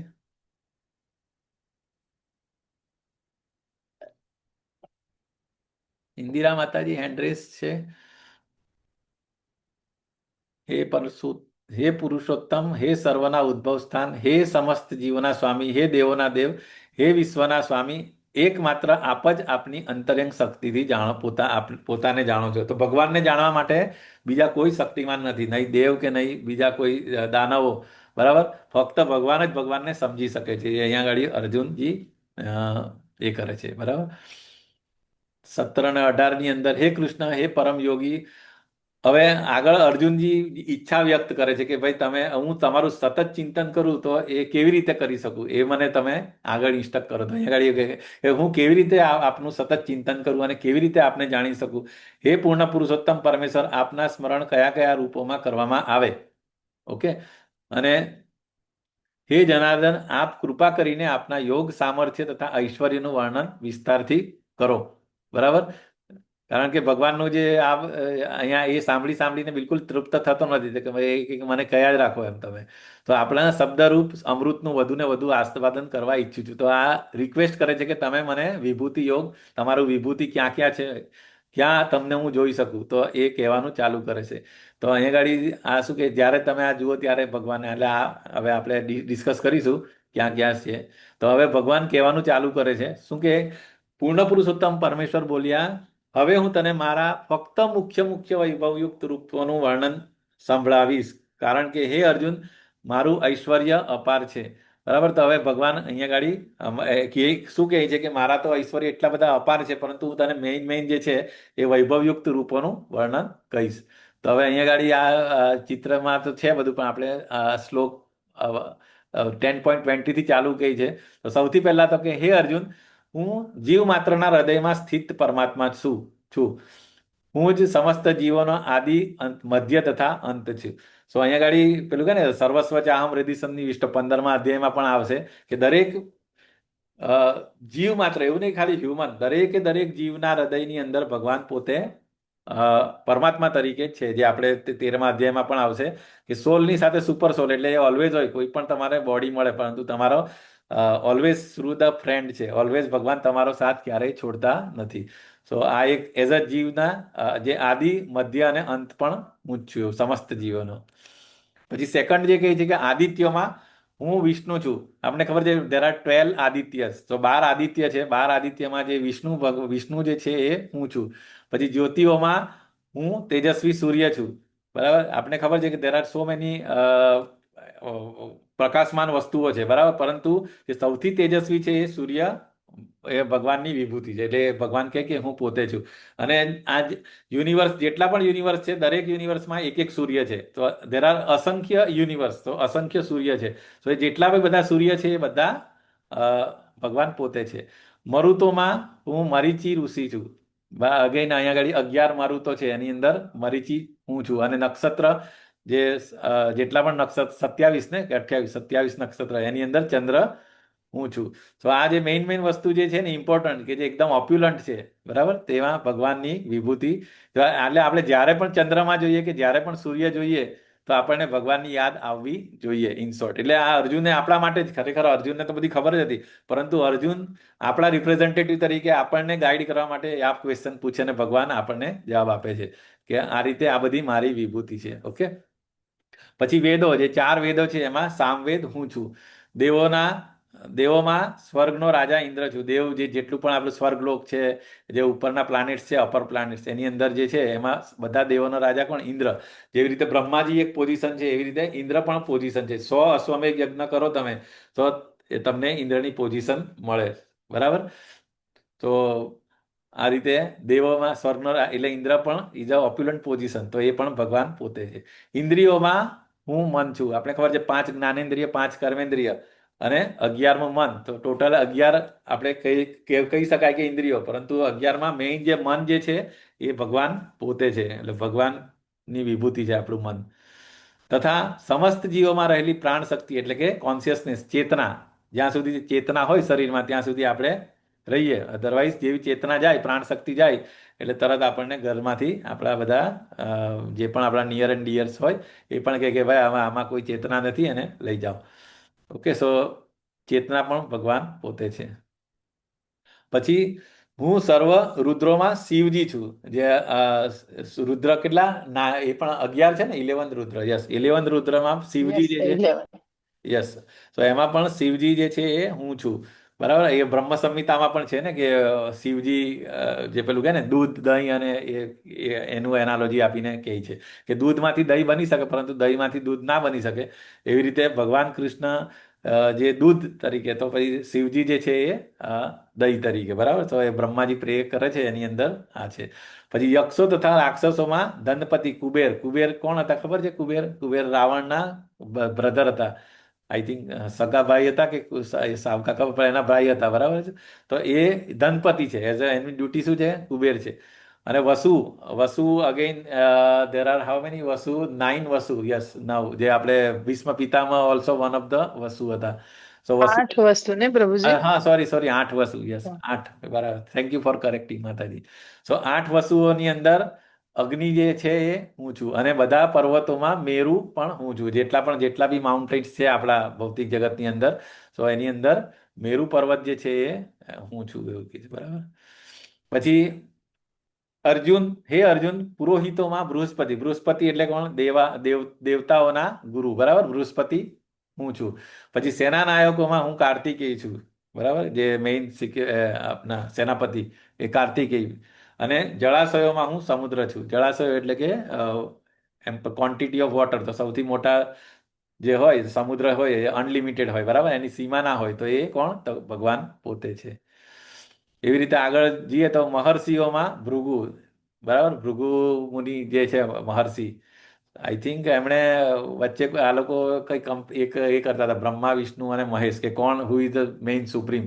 તો આ ભૃગુ મુનિ આઈ થિંક એ એસ્ટ્રોલોજર પણ હતા, અને એમણે કંઈક કેલ્ક્યુલેશન કરીને પછી એમણે કીધું કે ના, વિષ્ણુ એટલે કે એ સુપ્રીમ છે એમ, કમ્પેર ટુ બ્રહ્મા અને શિવ. સો સર્વયજ્ઞમાં પવિત્ર નામનો જપ હું છું. જો અહીંયા પાછું આપણે કહે ને કે શું કામ જપ કરવું, કે જપ કરવો જોઈએ, કારણ કે ભગવાન એ પોતે જ છે. નામ અને નામીમાં કોઈ ભેદ નથી. ચૈતન્ય મહાપ્રભુ પણ કહેતા હોય છે ને. પછી સર્વ સ્થાવરોમાં હિમાલય હું છું. સ્થાવરો એટલે શું? કે જે એક જગ્યાએ હોય, સ્થાવર અને જંગમ. તો એની અંદર હિમાલય હું છું. આપણે ખબર હિમાલય સૌથી મોટો પર્વત છે ને, તો એમાં એટલે હિમાલય પણ ભગવાનની વિભૂતિ. જેવું આપણે એ બાજુ ફરવા જઈએ, ધારો કે કોઈ કારણ, તો એ હિમાલય જોઈએ તો આપણે ભગવાનની યાદ આવી જોઈએ કે આ ભગવાનની વિભૂતિ છે. પછી અસ્વસ્થ વૃક્ષ. સર્વ વૃક્ષોમાં અસ્વસ્થ વૃક્ષની શું કેરેક્ટરિસ્ટિક છે? હરિબોલ, ચાલો બોલો તો, કોઈને કઈ આઈડિયા છે? અસ્વસ્થ એટલે એની શું મેઇન કેરેક્ટરિસ્ટિક છે ઇમ્પોર્ટન્ટ, કે બીજા બધા વૃક્ષો કરતા એમાં શું ડિફરન્ટ હોય છે ત્યાં સુધી? હરે કૃષ્ણ. હા, એની વડલો અસ્વસ્થ એટલે વડલો, અને વડની વડવાઈ છે એ સીધી જમીનમાં પાછી જતી હોય છે, એટલી લાંબી લાંબી વડવાઈ હોય, અને એ પાછી જમીનમાં થાય એટલે વળી વડલો એમને પ્રસરે, એમ બીજો ઉગે, એવી રીતે એ પ્રસરતો હોય છે. એટલે એની વિશેષતા છે. That is okay. ના મેઇન ચાલો, એ તો 24 કલાક ઓક્સિજન આપે છે. હા, very nice. That is the point, કે નોર્મલી બીજા બધા વૃક્ષ કેવું કે રાતે એ કાર્બન ડાયોક્સાઇડ આપે, બરાબર? એટલે આપણે એવું રેકમેન્ડ કીધું કે રાતે ઝાડ નીચે નહીં સૂવું જોઈએ આપણે. પરંતુ અસ્વસ્થ જે વૃક્ષ છે ને એ 24 કલાક ઓક્સિજન આપણને આપે, બરાબર? તો કાર્બન ડાયોક્સાઇડ એ બહાર નથી કાઢતો, ઇન શોર્ટ. ઓકે, તો દેટ ઇઝ વન ઇમ્પોર્ટન્ટ આપણે ખબર હોવી જોઈએ. પછી બીજું અહીંયા દેવર્ષિઓમાં નારદ હું છું, ગંધર્વમાં ચિત્રરથ હું છું, અને સિદ્ધ પુરુષોમાં કપિલ મુનિ. જે કપિલ મુનિ એ જે આપણે પેલા ચિત્રમાં જોયા ને, દેવહૂતિ કરદમ મુનિના પુત્ર કપિલ મુનિ, તે સિદ્ધ મુનિ એ હું છું. પછી આગળ જતા જોઈએ તો અશ્વમાં મને ઉચ્ચ શ્રવા જાણ. અશ્વ જે આપણે જયારે પેલું એ થયેલું ને, એને શું કહેવાય? સમુદ્ર મંથન. સમુદ્ર મંથનમાં એ જે મળેલો અશ્વ, જે વ્હાઈટ કલરનો ગોળ એ હોય છે, તો એ પણ ઉચ્ચ શ્રવા જે હું છું, જે અમૃત માટે સમુદ્ર અહીંયા લખ્યું જ છે, સોરી. અને ગજરાજોમાં ઐરાવત. જે ઐરાવત જે છે એ કોણે રાખેલો? તો ઇન્દ્ર ભગવાને રાખેલો, ઇન્દ્રએ, બરાબર, ઐરાવત. અને ઉચ્ચ શ્રવા કોણે રાખેલો? આઈ થિંક કોની પાસે હતો ઉચ્ચ શ્રવા? એ પણ દેવો પાસે જ હતો. અને મનુષ્યોમાં હું રાજા છું, ઉચ્ચ શ્રવા. યસ. ભગવાને જ રાખેલો. હેલો, હા, ભગવાને જ રાખેલો હતો ઉચ્ચ હા, શ્રવા. ઉચ્ચ શ્રવા બી એટલે દેવો પાસે જ હતો. Yes, yes. હું શસ્ત્રોમાં વજ્ર છું. વજ્ર એટલે આપણે ખબર છે, વજ્ર એટલે કોને મારેલો? ઇન્દ્રએ જે એનો વધ કરેલો ને, વૃત્રાસુરનો, બરાબર? અને વજ્ર જે બનેલું હતું એ દધી ઋષિ હતું, એના હાડકાથી બનેલું હતું, એ રીતે હતું. પરંતુ એ અહીંયા એ જ કે શસ્ત્રોમાં વજ્ર હું છું. અને ગાયોમાં જે સુરભી ગાય જે છે, આપણે ખબર છે બ્રહ્મ સંહિતામાં જે વર્ણન છે ને, સુરભી ગાયો, અસંખ્ય ગાયો, લાખો, બરાબર? ભગવાનનું ધામ કેવું હોય છે, તો એ ગાયો, બધી ગાયોની અંદર સુરભી, તે હું છું. અને પ્રજોત્પત્તિના કારણોમાં હું પ્રેમનો દેવ કામદેવ પણ હું છું, બરાબર? તથા સર્પમાં વાસુકી હું છું. ઓકે, સો આ ભગવાનની બધી અસંખ્ય એટલે ઇમ્પોર્ટન્ટ વિભૂતિઓ. અને અનેક ફેણવાળા નાગોમાં હું અનંતનાગ. અનંતનાગ એટલે જે કહે ને અનંતનાગ, ભગવાનનું બલદેવ એટલે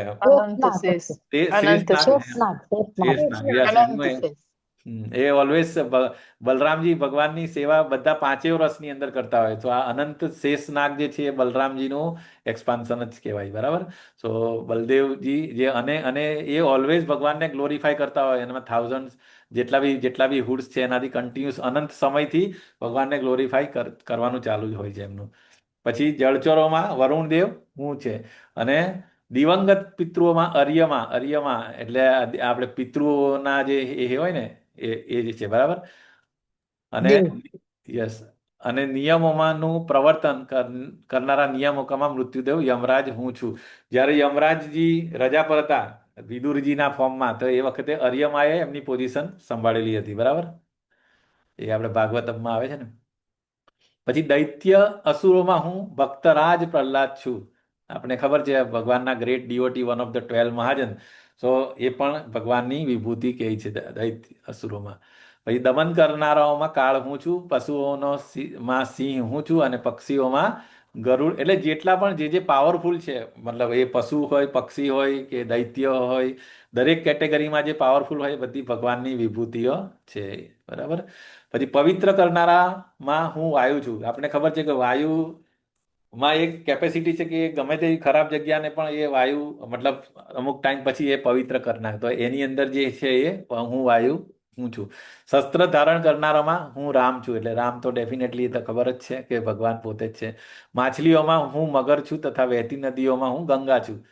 હે અર્જુન, હું સમગ્ર સાધનોનો આદિ, મધ્ય તથા અંત છું. હું સર્વ વિદ્યાઓમાં આધ્યાત્મ વિદ્યા છું અને તર્કશાસ્ત્રીઓમાં હું નિર્ણાયક સત્ય છું. એટલે ટ્રુથફુલ સ્પિરિચ્યુઅલ નોલેજ, બરાબર, એ પણ. અને ગંગા, જે પવિત્ર ગંગા આપણને ખબર છે વામન ભગવાનના અંગૂઠાથી એ આવી હતી, બરાબર. અને એની આખી સ્ટોરી છે એ આપણને ખબર જ છે. સો એ નદીઓમાં પવિત્ર, કારણ કે એ ગંગાજી હું છું. પછી આગળ જતા અક્ષરોમાં અકાર, હું અકાર છું. કારણ કે બધા જે આપણા વૈદિક મંત્રો છે જે બધા ઓમકારથી અકારથી શરૂ થાય છે. અને સમાસોમાં દ્વંદ્વ સમાસ હું છું. જે આપણે અલગ અલગ સમાસ બધા ભણેલા ને એની અંદર દ્વંદ્વ સમાસ એ ભગવાનની એ છે. શાશ્વત કાળ પણ હું છું. જે ટાઈમ આગળ આવતીકાલના અધ્યાયમાં આવશે, કાલોસ્મી, તો શાશ્વત કાળ પણ ભગવાનની વિભૂતિ છે. અને સૃષ્ટાઓમાં હું બ્રહ્માજી છું. કારણ કે બ્રહ્માજી તો ડાયરેક્ટ ભગવાનના એમાંથી જ નાભી કમળથી ડાયરેક્ટ પ્રગટ થયા હતા. એટલે સૃષ્ટાઓમાં બ્રહ્માજી પણ એ જ છે. આગળ જતા સર્વપક્ષી મૃત્યુ, તો કે મૃત્યુ પણ અગેન જો ભગવાનનું એ વિભૂતિ છે. અને હવે પછી ભાવિમાં થનારને ઉત્પન્ન કરનારો હું છું.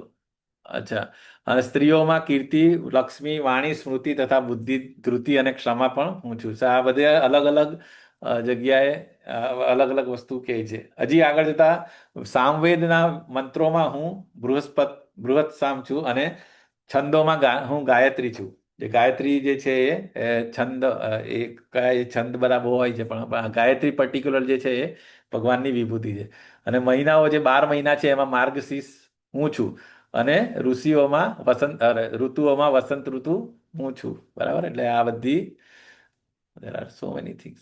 હવે આ બી ઇમ્પોર્ટન્ટ છે કે જે છળ કપટ જે કરનારાઓમાં જે દ્યુત એટલે કે જે ગેમ્બલિંગ, એ પણ ભગવાન કે હું પોતે છું જે છળ કપટ કરે એની અંદર. એટલે ભગવાનની સાથે છળ કપટ થાય નહીં, કારણ કે ભગવાને સૌથી મોટા અહીંયા કીધું ને છળ કપટ કરનારાઓમાં છળ હું છું. તેજસ્વીઓમાં તેજ હું છું. અને હું વિજય છું, સાહસ છું તથા બળવાનોનું બળ પણ હું છું. પછી અહીંયા વૃષ્ણિ વંશમાં જે વાસુદેવ તથા પાંડવોમાં ધનંજય, પાંડવાનામ ધનંજય, વેરી ઇમ્પોર્ટન્ટ. અને સર્વ મુનિઓમાં વ્યાસ મુનિ, જે આપણે સત્યાવેશ અવતાર, બરાબર, એમના લિટરલ ઇન્કાર્નેશન. તથા મહાન વિચારકોમાં ઉષ્ણા એટલે કે શુક્રાચાર્ય, જે દાનવ બલી મહારાજના જે સ્પિરિચ્યુઅલ માસ્ટર હતા, એ પણ હું જ છું. અરાજકતાનું દમન કરનારા સર્વ સાધનોમાં હું દંડ છું. અને વિજયની ઈચ્છા ધરાવનારોમાં હું નૈતિકતા છું. રહસ્યોમાં હું મૌન છું. અને જ્ઞાનીઓમાં જ્ઞાન છું. સો આ રીતે આપણે 39 હજી છે. અને આ રીતે વળી હે અર્જુન, હું સર્વ અસ્તિત્વનો જનક એટલે કે બીજ છું. સ્થાવર કે જંગમ એવો કોઈ જીવ નથી જે મારા વિના અસ્તિત્વ ધરાવી શકે. સો બધાનો મતલબ આગળ બી ભગવદ્ ગીતામાં બી કીધું ને, અહમ બીજ પ્રદ પિતા. બધા કોઈ પણ યોનિનું હોય એ બધાના મેઇન સોર્સ કોણ છે? ભગવાન પોતે છે. અને એના વગર એમનું અસ્તિત્વ ધરાવી શકે નહીં. સો આ રીતે માટે હે વીર, પરમપદ દેવી વિભૂતિઓનો અંત નથી. એટલે આ રીતે અનંત છે ભગવાનની વિભૂતિઓ. પરંતુ આ બધી જે એક સંકેત માત્ર છે કે બાકી આ એક સ્પાર્ક છે, એમ મતલબ જરાક અમથો. સો બાકી એમની તો બહુ બધી વિભૂતિ હોય છે. તો અહીંયા આગળ એ જ કહે છે કે હે વીર પરમપદ પરંતપ, મારી દૈવી વિભૂતિઓનો અંત નથી. તને જે મેં કહ્યું તે મેં તારી અનંત વિભૂતિઓનો એકમાત્ર સંકેત છે, કે ઓનલી એક સ્પાર્ક છે. બાકી મેઇન તો there are n number. Okay, આ તો આપણે એક યુનિવર્સ, એવી રીતે કેટલા બધા અસંખ્ય યુનિવર્સ, તો એ રીતે આપણે ગણી નહીં શકાય એટલી બધી એમની વિભૂતિઓ છે. પછી 10.41 ની અંદર તું જાણી લે કે સમગ્ર ઐશ્વર્ય, સૌંદર્ય, તેજસ્વી સર્જનો મારા તેજના એક સ્ફુલ્લિંગ માત્રમાંથી ઉદ્ભવે છે. કે આ બધું ઐશ્વર્ય જે પણ તમને આપણે વિઝિબલ છે દેખાય છે, સમગ્ર ઐશ્વર્ય, સૌંદર્ય અને તેજસ્વી સર્જનો, જે પાવરફુલ જે ક્રિએશન્સ છે બધું, એ ભગવાનના એક સ્ફુલ્લિંગમાંથી ઉદ્ભવે છે એવું કહે છે. સો ભગવાન પોતે તો કેટલા મતલબ પાવરફુલ હશે, વી કાન્ટ ઇમેજ, એટલે મતલબ આપણે ઇમેજ નહીં કરી શકીએ એટલું. ઓકે, આ એકચ્યુઅલી પેલું જે પેલું ગીત છે ને, પેલું વટસ્ય પટસ્ય પુટ, જ્યારે કમ્પ્લીટ રિઝોલ્યુશન થાય છે ને એ વખતે બધે, તો પેલા એ કયા માર્કંડેય મુનિને એમણે વરદાન હતું કે એ જોઈ શકે, તો તે વખતે ભગવાન બાળકના ફોર્મમાં વડના પત્રના ઉપર બેસીને આ રીતે પોતાનો જ અંગૂઠો ચૂસતા હતા. તો એ કે વિચારે કે આ બધા મારા લોટસ ફીટની પાછળ કેમ છે, એવું તો શું ટેસ્ટ છે, તો લેટ મી ટેસ્ટ. સો એની પાછળનો ભાવ કઈ આવો હતો. સો ભગવાન પોતે એમનો પગનો અંગૂઠો ચૂસતા હતા. ઓકે,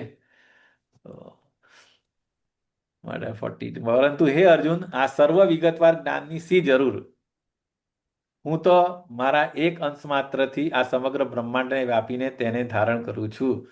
તો ભગવાન એ કહે છે કે આ બધાને તો ધારણ તો હું ફક્ત મારા એક અંશ માત્રથી એ કરું છું, બરાબર. પરંતુ આપણા માટે તો એક આ બધી વસ્તુ આપણે એ લાગે ને. તો we should no all this knowledge, તો જ આપણે ભગવાનને ભગવાનની ગ્રેટનેસ આપણને ખબર પડે અને આપણે એમને મેડિટેટ કરી શકીએ.